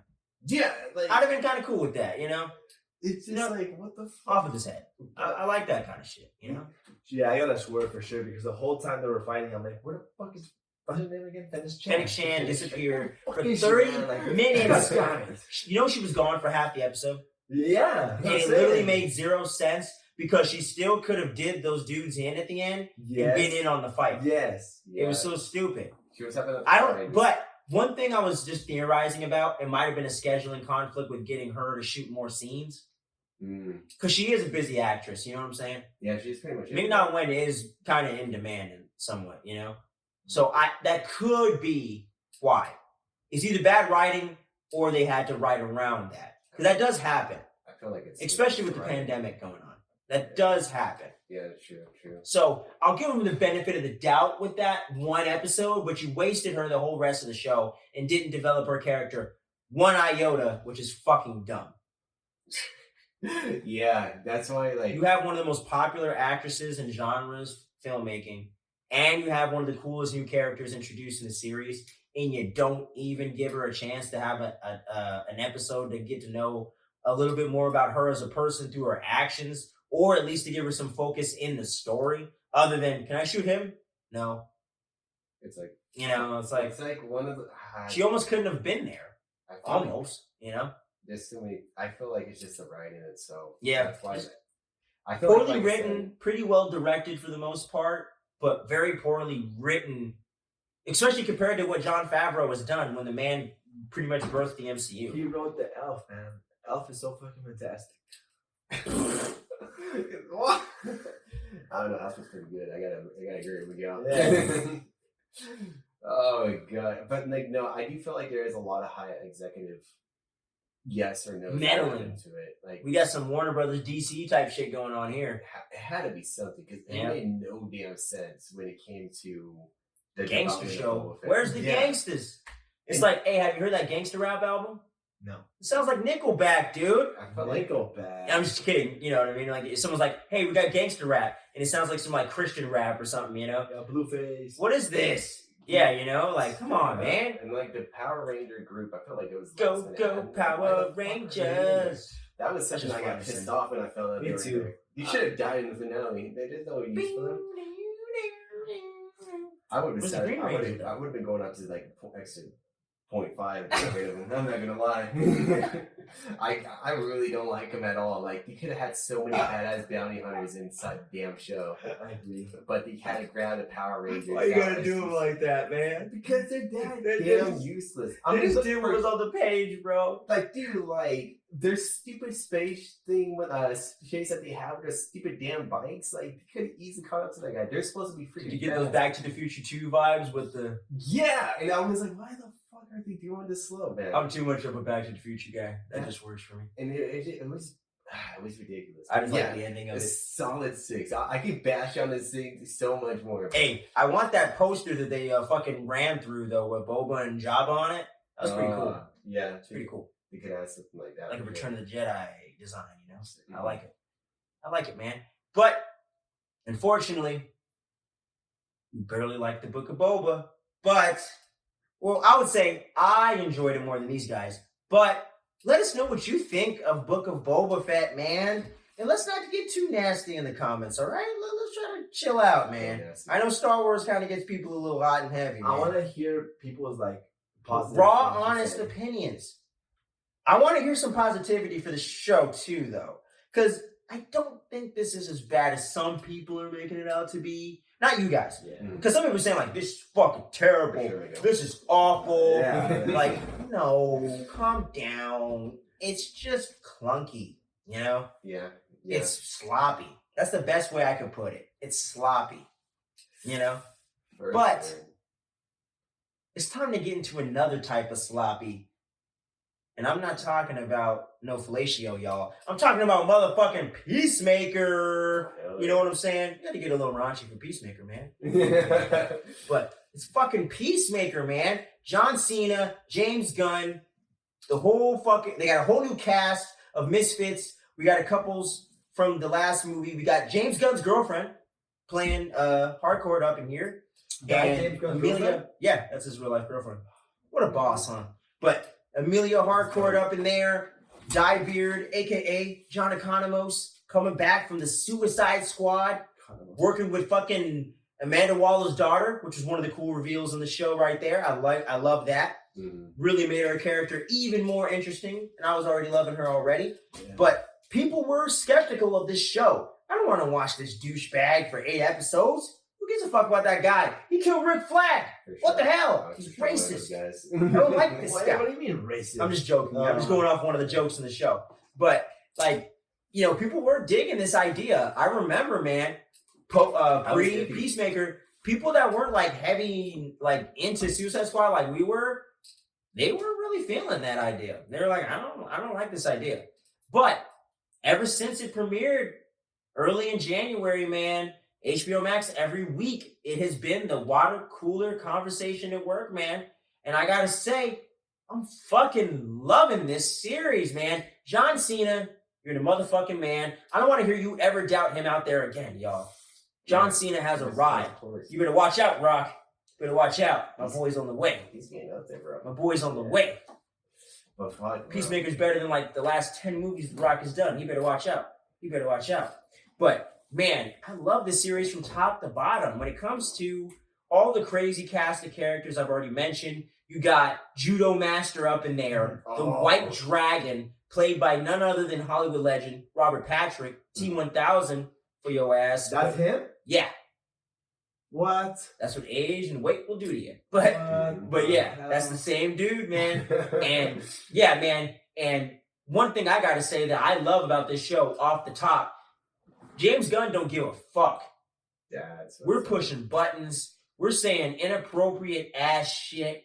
But I love how they have characters that are like PC and kind of more progressive talk to people like Vigilante that are much less progressive and are much less open-minded. You know what I'm saying? And much love to Freddie Stroma from fucking Harry Potter fame. He is killing it. I want the Vigilante show, bro. Like, this guy is awesome. He's doing his fucking thing, bro. This guy is awesome, man. Like, the whole thing of him being obsessed with Peacemaker just cracks me up. He's like the one homie that you're hanging out with back in the day as a kid or something, and you just can't get rid of this kid because he's too damn nice to turn down, but you're like, I hate when this guy's around. But I kind of like him at the same time. He annoys the hell out of me, but he's a good guy. You know what I'm saying? But he's such a homie, though. He's such a homie, and he's so fun to be around at the same time, but he's so stupid sometimes. Yeah, you know what I mean? Yeah, but it's funny where I feel like they don't play it up too much at the most critical moment. You know what I'm saying? I feel like they play up the humor just enough without doing full-on Chris Hemsworth in the 2016 Ghostbusters, you know? That is true. Like, honestly, like, the whole series itself, I was very surprised at how fun, great. I love the story already so far. Yeah. Like, the development for Peacemaker, like, you see more of that like human side of him, like especially with him killing Rick Flag. Yeah, man. You see that reflection. I mean, he's like very torn about it because he really liked Rick Flag. And he didn't want to kill him, but it was a mission.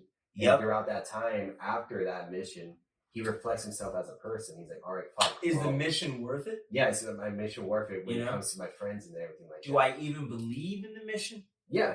Do I even really want to do what I'm doing? Yeah, you see a lot of that reflection with the new team that he's with. Yep. And like even the new team and everybody, they're kind of having the same thoughts of him. They're like, dude, this guy's an asshole, fucking his Flag and all this crap. He's nothing but a piece of shit and all this other crap. But they're starting, as the series goes on, they start having that connection and they start being able to work as a full unit. Exactly, dude. Like, this is the kind of stuff that you just can't manufacture like Book of Boba was doing, dude. I don't believe in this tight-knit group of people right here. I just met this bitch 2 episodes ago. Felix Shan, that's my girl. Blacker Sand, I fucks with you, but we just met your ass. You know nothing about you. Yeah, if I didn't read the comics, I never would have knew who he was. I'd just been like, oh, Wookiee. Yeah. You know? So it's like, you got to develop your characters, man. And every character in this show, even Economos, gets development. Yeah. You know? Adebayo is conflicted and so like upset and like guilty over what she's doing, framing Peacemaker's dad and stuff, framing him with the diary, and just the whole thing of how she's lying to her wife about what she's really doing, and all this other jazz. I love how she mirrors Peacemaker's journey so perfectly, but in a whole different way as a Black woman working for your mother at a time of need when you really just need to pay the bills. Yeah. And we all can relate to that shit. You know what I'm saying? The only reason why I got a 9 to 5 right now. If boy was rich and shit, I wouldn't be out there. You know what I'm saying? So it's like, we all can relate to that shit, you know? And then the whole thing with Peacemaker and his brother, dude.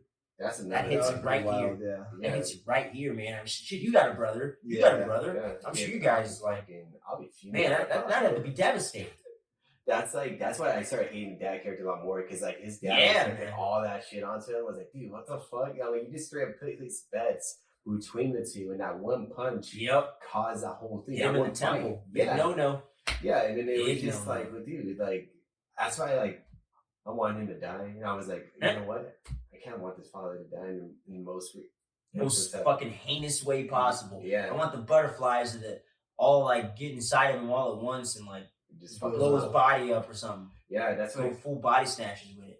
It got me fuming, but you know, it's just. But that's just the greatness of James Gunn's writing. Yeah. Where I think we've all had a friend or a relative or somebody that's had a parent sort of like that, that doesn't really like them, or like the kid, you know, and they hate on the kid and blame the kid for shit when the kid didn't ask to fucking be here. You're the one that created me, fucker. Yeah. So why you hating on me? And then the whole thing with I don't know his dad's name in the show, but with Robert Patrick being like, you killed your fucking brother, you dumb fuck. Like, that was fucking, you piece of shit. I'm like, dude, imagine your dad yelling that at you after you just accidentally killed your brother. Yeah, and he seemed like your brother straight up died, like foaming out of the mouth and everything like that, bro. I'm like, what the fuck? And I love the way they slowly revealed that over the last 3 episodes, between episodes 5 and 7. Yes. Brilliant stuff, man. And it Incredible. really shows the development of Peacemaker in an organic way, because through all the decisions and things that he's doing in his life are bringing him back to these memories and back to these moments in a natural way. You know what I'm saying? How like certain animes or certain TV shows, they will harp on flashbacks like a motherfucker with no purpose to it, or they'll show you shit you already done watched 2 episodes ago over and over again. It's like, bro, I already saw that shit, man. Yeah, like, you gotta move on. You know, how he had with the Peacemaker and everything. Like Yeah, if you build it up properly, and the flashback scenes will make a lot more sense. exactly. Yeah, Because flashbacks are necessary sometimes, Mhm. but you got to do it in the right way. And they're not flashback heavy in this series. Oh no, We went like 2 episodes without any flashbacks at all. I think, right? Yeah, like 2 or 3 At episodes. least 2. Yeah. You know what I'm saying? And we didn't get any flashbacks for the first 2, other than a little bit of a hint to Rick Flag. That was it. Yeah, that was. We were focused on the now and moving the story forward and picking up where we left off. Yeah. You know? And the whole thing with the butterflies at first to me was seeming a little stupid. I was like, what's the point of these butterflies, man? That was kind of my one big negative of the show for the first like 3 episodes, maybe. But once they get into what they're all about, and you know, Peacemaker has that hard decision of if he's gonna shoot those people or not, and Vigilante's like, hey, buddy, hey, I got you. You can't shoot those people in the face. You can't shoot those kids. That's Here, like come over, buddy. That's like he's such a homie. I Bro. got you. Bam, bam. Let me murder these people for you, buddy. And we're trying about to get rid of that Papa Bear, but he couldn't get. You know what I'm saying? He acts like he just told the homie, like, it's all right. You'll do better next time. You know, we kill these people for you. It's just like, oh my gosh, man. And then the whole thing with Adebayo, when the security guard's like, I have kids. I swear I won't say anything. And then fucking Hardcore's like, shoot him in the face. Kill him. Yeah. And she's like, what? But he said he won't tell anybody. And then she's like, fuck it, dude. Bam. And then she's like, yo, what a cool bitch right there. And the whole development with her and Chris, a.k.a. Peacemaker, and their relationship. If they get together, which I'm hoping is until maybe, you know, season 2, maybe, you know, maybe we get a quick make out in this one or something. But I'm kind of liking that, like, kind of love interest thing kind of building up as time goes along here, you know? I think it's kind of building in an organic way that makes sense. And Chris is kind of learning, like, oh, you know, maybe I don't have to be such a dick when I'm talking to women, you know? I can still be me. I should still be confident, but I don't have to be so damn, you know, crazy about it, you know? Yeah, for sure. Like, hey, I like those tits, you know? You might want to watch that. You might get locked up or something. Yeah, you know? you guys Careful. back a bit, at least. You know what I'm saying? I went through a whole hour of sexual harassment for my current 9 to 5 for this reason. Thanks, Peacemaker. Yes. But yeah, man, and I just love all the ways that, like, she'd be like, you know what, dude, you know, if you would actually change your attitude, people might like you. Yeah. And I'm like, damn, all the douchebags in the world, take notes. Take notes. Simple things. If you would just be cool and just be you, people might like you. You know? And that's the brilliance we were talking about with this series, man. Like I was mentioning in Skips earlier, that I love how the Suicide Squad is what the character in there, Peacemaker, that's what he wants us to see him as. James Gunn's TV series shows us who Peacemaker really is. You know what I'm saying? Where they're not taking away from the brutality and the kills and everything he did in the past, but they really show you that he's conflicted, but he also has a good side to him, and he's not actually a complete asshole for real. He's really putting on airs. Yeah. Where he has some tendencies to be an asshole, but look at who raised him, right? Yeah, it gives you an explanation behind why he does certain things. He's not just a douche to be a douche, because John Cena's good at playing a douche, you know? They really give some good layers to it and really bring everything together full circle. And when it comes to the action, it's bloody goodness, carnage, candy, baby. Oh, James Gunn always comes through with the gore, as we saw with King Shark ripping niggas up in Suicide Squad. Yeah, greatness. Yeah, like, I mean, with the fucking the Sonic helmet and shit like man, that. I was like, bro, I love those fucking helmets, dude. Those helmets are pretty fucking sick. And even though racist asshole made them, I gotta say, good shit, dude. He was doing this freaking good thing. Shit. And, like, he even had like the X-ray thing. Like when he saw like the X-ray. That's how they found out about the whole twist, man. With Murr being a fucking butterfly. Did y'all see that coming? No. Not at all, bro. Because like not at all. Like I was starting to suspect him in a way, but I was like, oh, maybe he is like emotionally so fucked up. That maybe he's just that distant. I don't know. It could be multiple things. I had like a good feeling that it could be a butterfly because like with like how they like people are saying like, oh, you don't have like too many emotions or anything. Yeah, like like he's that. very like they're kind of like not really too human. Yeah. I was like, oh, they don't know how to be human as like effectively like that, you know? Mm-hmm. That's why I was like, dang. But fucking no, for sure, like the gore and everything, I love like the whole Thumbs up. the whole action sequences already itself. Oh like, man, you really do see it so in the good. episodes. You see everything, even the choreography with everything going on. I mean, I freaking love it. Like I think one of them, for instance, when they're fighting the gorilla, I was like, oh my god, oh my gosh, dude. I was like, dude, you know what's funny? I'm such a fucking nerd. I'm like, Gorilla Grodd? That's what I thought. I was like, what the fuck? I'm like, no, you fucking didn't, James Yeah. Gunn. But he didn't do it. So I was like, oh my god, this guy cannot be doing this right now. It ended up being something else. But yeah, like those type of scenes, I'm like, all right, I give him. It kind of like, you know, it gets me very hyped to tune in each week. Yeah, man.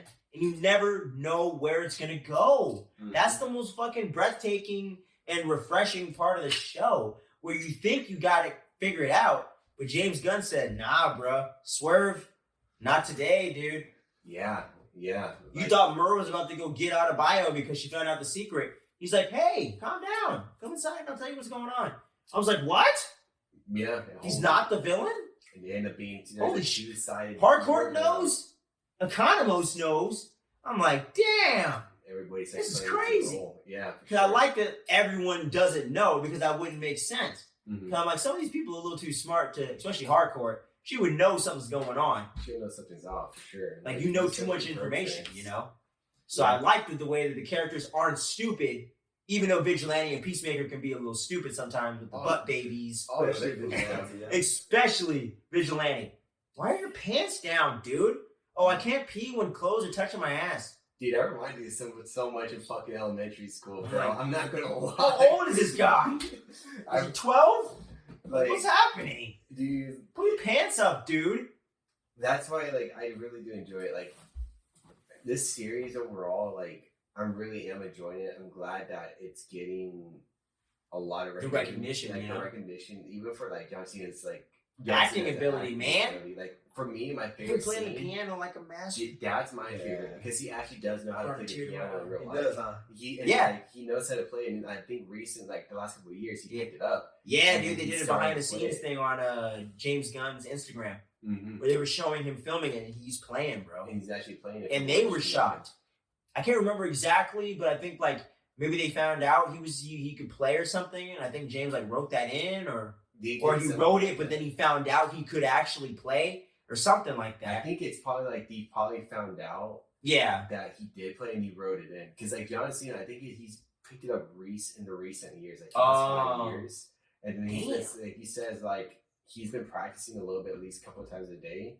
Like how I've been doing it with the guitar, like at least an Wow. hour or two throughout the day, and then damn, I that's need to why get he's on my been doing keyboard it practice again, and man. stuff like that. And then that's why I really did enjoy it because you see more of a deeper connection with not only the character himself, a Peacemaker, like he has that emotional side, but you also see that recognition of Yeah, John skills. Cena doing his skills Outside and of just everything. killing people. Yeah, You know what I for sure. mean? Which is cool. It just fleshes out the character without having to get too sappy. Yeah. And he's playing, fucking I don't know the name. Do you guys know the name of that Motley Crue song? I'm on my way. Oh, Shit, nah. home. You know what I'm talking about? Yeah. I do Yeah. know what you're trying to talk But yeah, that was what he was playing. And I was like, oh, I get that, because him and his brother used to jam to that. Mhm. So I was like, oh man, like so much emotional depth without having to say anything. Yeah. Big He fact. said nothing. Take notes, Boba. Mhm. Take notes. But it's like, come on, Big man. notes taken. He said nothing. And Mhm. you got across so much fucking emotional depth. And you got to hear somebody play fucking Motley Crue on the piano, which is definitely very rare. Man, Man, there's just so many funny like jokes in this thing, man. Like, yeah. man, like it's like I'm trying to remember some right now. Like there's so many good ones, like butt baby and all that. I thought I was a butt baby until I was 13. Oh yeah, that whole situation. And his brother told him that. And I'm like, damn, like, and then knowing what we know now about his brother, I'm like, that has so much more like significance to him. Because his brother was like, his big bro. So he was like telling him all this shit. And he's like taking it to heart and whatnot. Mhm. And I'm like, damn, that's totally true of brothers right there. They be telling their little brothers dumb shit. And it's not true and shit. Yeah. Just to fuck with them and everything. I think It's just funny stuff, man. And then Vigilante would getting locked up in prison on purpose just to try to kick everyone's ass in the White Dragon clique, and then trying to take his dad out. And his dad's like, "I'm not stupid, dude. I ain't fucking dumb enough to fight you. What the fuck, Dude." I was like, this guy. Imagine someone did that in real life and said what he said to those guys. Dude, when he was going off on him, He's like, "Hey, I thought you he was guys." getting killed at the moment. I was Me like, too. Oh, shit, I was like, right now. "Can you hang like that, bro?" But after he kicks some ass, he's like, "Oh, okay, I'll shut up now." yeah, because like he didn't really show too much display of skill at that time. No. I'm trying to So I was remember. like, "Can you fight that good, or do you just shoot good?" Yeah, that's why I was You like, know? shit. When he was trying to pick up the trash can to break the window, I'm like, I don't think he has. I don't this know about sometimes. this I don't guy. think. Yeah. But he This ain't had the some Punisher, fighting man. moves. Yeah. But apparently it is. Mhm. Because I was like, "God damn, he just John Wick these niggas." Yeah, he started fucking every one of them up. Oh man, speaking of White Dragon, that costume's pretty sick. Oh yeah. And I've seen the comic book version of it because after the fact of the show. I don't know how James Gunn made that look cool. I don't know how he did it. Or not him, but the costume designer. I don't know how they did it. Yeah, like I don't know either. It looks fucking pretty cool. I'd wear that shit on Halloween or something. Nice. I like that. I hate that it's a racist white guy, so I probably won't. But you know, Yeah. I like them, and then like I like how like the clans little have like little hoodies in there. Yeah, bro. That's one of my favorite one. I was like, I see what you're doing, bro. Yeah, I like see what you're doing. I totally see. I'm like, all right, good swap up. And for sure. anyone would see what you're doing. Yeah. I like that James Gunn's not afraid to get that dark to the edge, that close to the edge. You know what I'm saying? Very, very fun. Fucking White Dragon, white. Like I'm like, damn, dude. I love that. I love how he's reaching that far, and I'm also liking the references they make with Batman. Batman's a pussy for not killing the Joker. Yeah, like Aquaman's out here fucking fish and shit. Yeah. Then like there was something. What was like the joke with Superman? Like he likes to take it in the ass or some shit like that. Something like that. It's so cramped. They were like, "How do you know that?" Oh, it's from fucking Google. Yeah. I was like, what the fuck? Like, dude, why would it lie? It's Google. Yeah, I'm just like, I love how dumb this guy is. It reminds me a little bit of that Johnny Lawrence kind of out of touch sort of thing. yes, From Cobra Kai. It's totally that energy, but just even douchier. You know, for sure, douchey. and less kid friendly. Mm-hmm. And man, it's just so much. I love the soundtrack selection with this show. I have found out so many cool 80s rock songs from this soundtrack that I never heard before. Yeah, James Gunn always picks a good song. Oh, Yeah. And I'm always learning new stuff. It's not just the same old cliche shit. Like Volume 1, I heard a lot of those songs growing up just because my parents listened to that type of music. Mhm. But I hadn't heard every single one, you know, or like Rubber Band Man from Endgame. Like that was a Spinner That's a song. good song. And I grew up listening to that group for years. So that was, you know, I love how he always brings in these cool soundtracks that also thematically tie into the film or movie he's doing, or the series in this case, perfectly. It enhances the scene. It never takes away from it, like the way they were using music in the Suicide Squad, the first one, where it was just a music video because it worked in Guardians. Where the second one, he said, "Nah, bro, I got a soundtrack and a reason to do it." Like that whole scene with them walking through the rain and shit. I was like, that song's not even that badass, but that makes it badass. That's a good song. I like it. Yeah, it's like it's cool, By the Pixies. but it's not like. But you wouldn't think badass when you hear the Pixies, right? Mhm. You know what I'm saying? I like the Pixies too. I like a lot of that '90s rock music. That's my shit. But it's just so badass on that scene with them walking in the rain and shit. I'm like, man, this is so cool. Mhm. And even the scene in Peacemaker here, where they're all walking slowly to go take out the butterflies or whatever after shit starts hitting the fan, and just this whole setup with the butterflies taking over the entire fucking police station. Yeah, it was in this. I'm like, yo. And that was some straight up body snatchers like type shit. I was like, this is fucking dope, man. Like, there's that horror James Gunn I remember from Slither. I Dawn thought of the that Dead. the chief of the police was actually already a butterfly, but You think he was already a butterfly? Yeah. I thought he was too. I thought he was just a crooked cop that used to work with Merv. It could've That been he would too. remember, you know? Or it could have been like there was But you a could be regular right. butterfly inside there, but the butterfly went inside his body. And I just thought I saw a butterfly go into his body. Yeah. Yeah, That's all. you do, for sure. Yeah. You for sure That's why I see thought he wasn't a butterfly beforehand. Yeah, I thought he was. He was once, I thought so too. But he was once he went on the broadcast and said, if you see Peacemaker, kill him on sight. I was Yeah. like, oh shit, dude. This shit's about to get crazy. And then the White Dragons are all on his ass. And then that leads to the emotional crescendo of this fucking series, at least so far. Yeah. Yeah. Shot his dad. in the face. I've been saying that a lot this episode, but this time it's literal. He shot his dad in the head, man. Yeah, because his dad was point blank. Yeah, because he keep on talking that shit, and then like. Yeah, man, I'm just like, dude, wow. yeah, I was kind of doubtful he'd do it. Yeah. Honestly, I was like, I think he's gonna pussy out right now. I don't think he's gonna do it. Yeah, I could have seen that too. You know, in the, but he did it. But I think like with how they had it ended, like with everything going on between like Peacemaker and his dad, like I feel like that they had it ended right there. It's if not, they could have. I don't think anybody else would have been. It would drag it out too much. Yeah, I feel like it was good that Peacemaker was like, you know what, fuck it, you know what. You've always been a piece of shit. Yep. I'm gonna get rid of your ass and shit like that. Hell yeah, man. Stepping up and fucking, standing up for yourself and doing the right thing and getting rid of some white supremacist, crazy asshole guy who's gonna murder a bunch of people and shit. Oh, yeah. So that's also a great thing. You know what would be cool though? Mm. In season 2, I would like to see some White Dragon in the prime of his days flashbacks.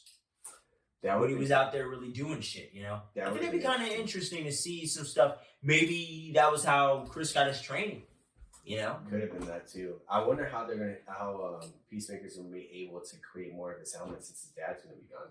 Right. Because that's kind of his good thing point, too, sir. right? That's like, I wonder, because I'm not too familiarized with like Peacemaker. Yeah, I know nothing with the comics, so I don't know what they could be doing with that one. They could just easy to find schematics or something like that for him. Bringing up a good point there. But I think I got an idea. I think the team's gonna stay a team, and Economos is gonna be the new gear guy.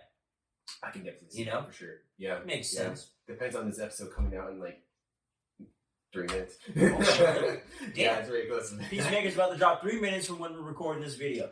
So Yeah. by the time you see this video, we would have did our recap for the finale of Peacemaker and this. So we're time traveling, baby. Mystery, Zach fucking. We're time traveling, baby. Hell yeah. Yeah, man.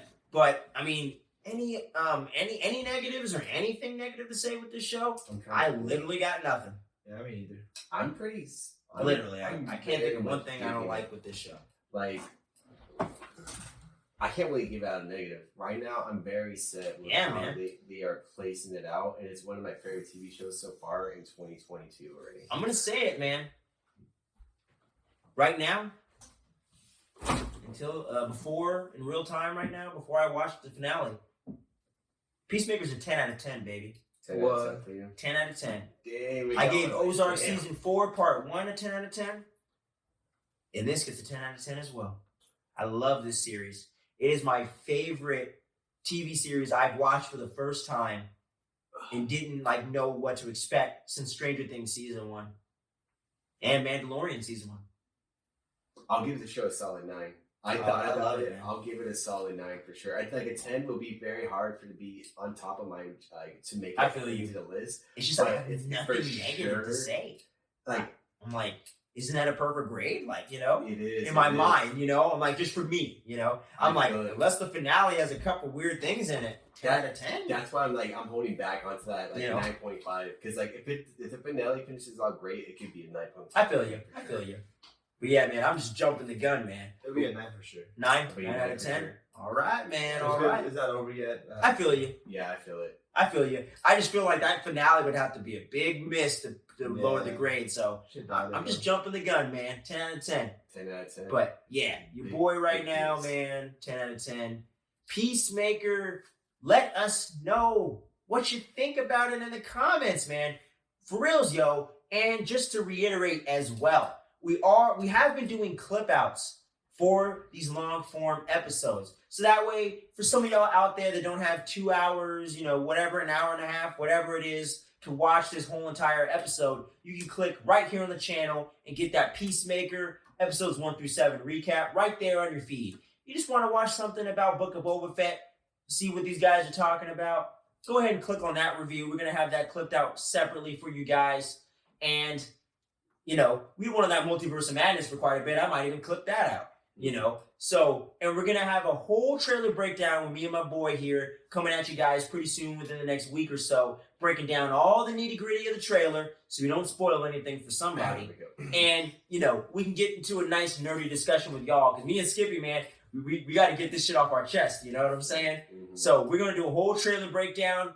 We're also going to be Yeah, shooting spoilies. a Peacemaker finale review and recap this weekend of this review, guys. We're getting towards the end of February here, so you should be seeing that before the month is over. I would say by this time next week, you should be seeing this, the Peacemaker finale, our Doctor Strange Multiverse of Madness trailer breakdown. I got some other stuff I'm working on, man. A couple solo things. I think I might do the Texas Chainsaw remake they're doing. Or requel, whatever the fuck you want to call it, man. Reboot, whatever. I might be doing a review for that this weekend. Me and my boy Drew, we're about to get back here in the stew. Another, not an anime edition, but we're going to be talking anime as well. Oh, shit. We're going to be talking about a lot of shit, boy. Speaking of Drew, A lot of happy shit, birthday, boy. Drew. Oh, my God. Oh, yeah. Happy It's his birthday. Holy shit, dude. man. Holy I shit. forgot to mention it on the show. Even though by the time you see this, Drew, and by the time the world sees it, your birthday would have passed. We're recording this February 16th, and we want to wish our boy Drew, a fellow member of the show, and one of my closest friends in the whole wide world, a very happy birthday, brother. Hell yeah, brother. Love you, brother. Hell yeah, Happy man. birthday. Yeah. Cheers to many more years. I feel blessed to call you my friend, and I feel even more lucky to consider you a brother. Cheers. But to cheers, many brother. More years. Let's go get a beer. Hell yeah, bro. So yeah, man, by the time you see this episode, Drew, we would have already recorded our episode, but I hope you had a great birthday, bro. I hope you got to relax and enjoy it and didn't have to go into work or nothing. And just hope you had a good, safe time, man. And make sure you follow us on the social medias at fan_frequency on the Twitter. Tweet us over there, man. I'm trying to start getting some more stuff going over there, get a little more interactive with y'all. And make sure you follow us on the Instagram, man, at fandom_frequency. We just got over our first 100 followers, man. What? Pretty big deal, man. Going up. Starting from zero. Started from the bottom, now we're here, guys. Growing. Started from the bottom, now we're here. Mm-hmm. I don't like Drake songs as much. I like Drake. That's a good quote. I like some stuff, but boy. as I digress, man, before we wrap up the show, any final words, recommendations you have for the people? Yeah. If you haven't watched Fire Force, go watch Oh it. my This guy God, every time. you're fucking Every Fire fucking Force. time. Dude, last time I heard about the damn podcast of the anime, you're like, go listen to Fire Fire Force. Force. I want to see. I can't everyone watch disagree it. with him. I'm waiting for season 3. Goddamn. I know, man. Hey, if that gets announced, you better check your feed for some Fire Force content. You will see Because the we're gonna get around to it. 100%. Yeah, we're gonna get around to it, man, for sure. If I have to give you a recommendation, I'm just on that Zack Snyder D, baby. Zack Snyder's Justice League. Watch it, love it, learn it. For sure. Live it. For sure. I think my only recommendation is just watch fucking Peacemaker. Yeah, watch Peacemaker. And if you're gonna watch Boba Fett, watch only like the cameo episodes. That's the main thing. That's gonna save you a lot of time. And yeah, other than that, Yeah, man. Yeah. Get to Mandalorian season 2.5, featuring the Boba Fett whenever you want. But get on that Peacemaker For sure. and watch that Zack Snyder Justice League. But peace out, guys. Out. Take care of yourselves. And as we always say around here, stay tuned and don't fucking sleep, man. Sounds great. You need Yeah, you're fucking sleeping on the cats.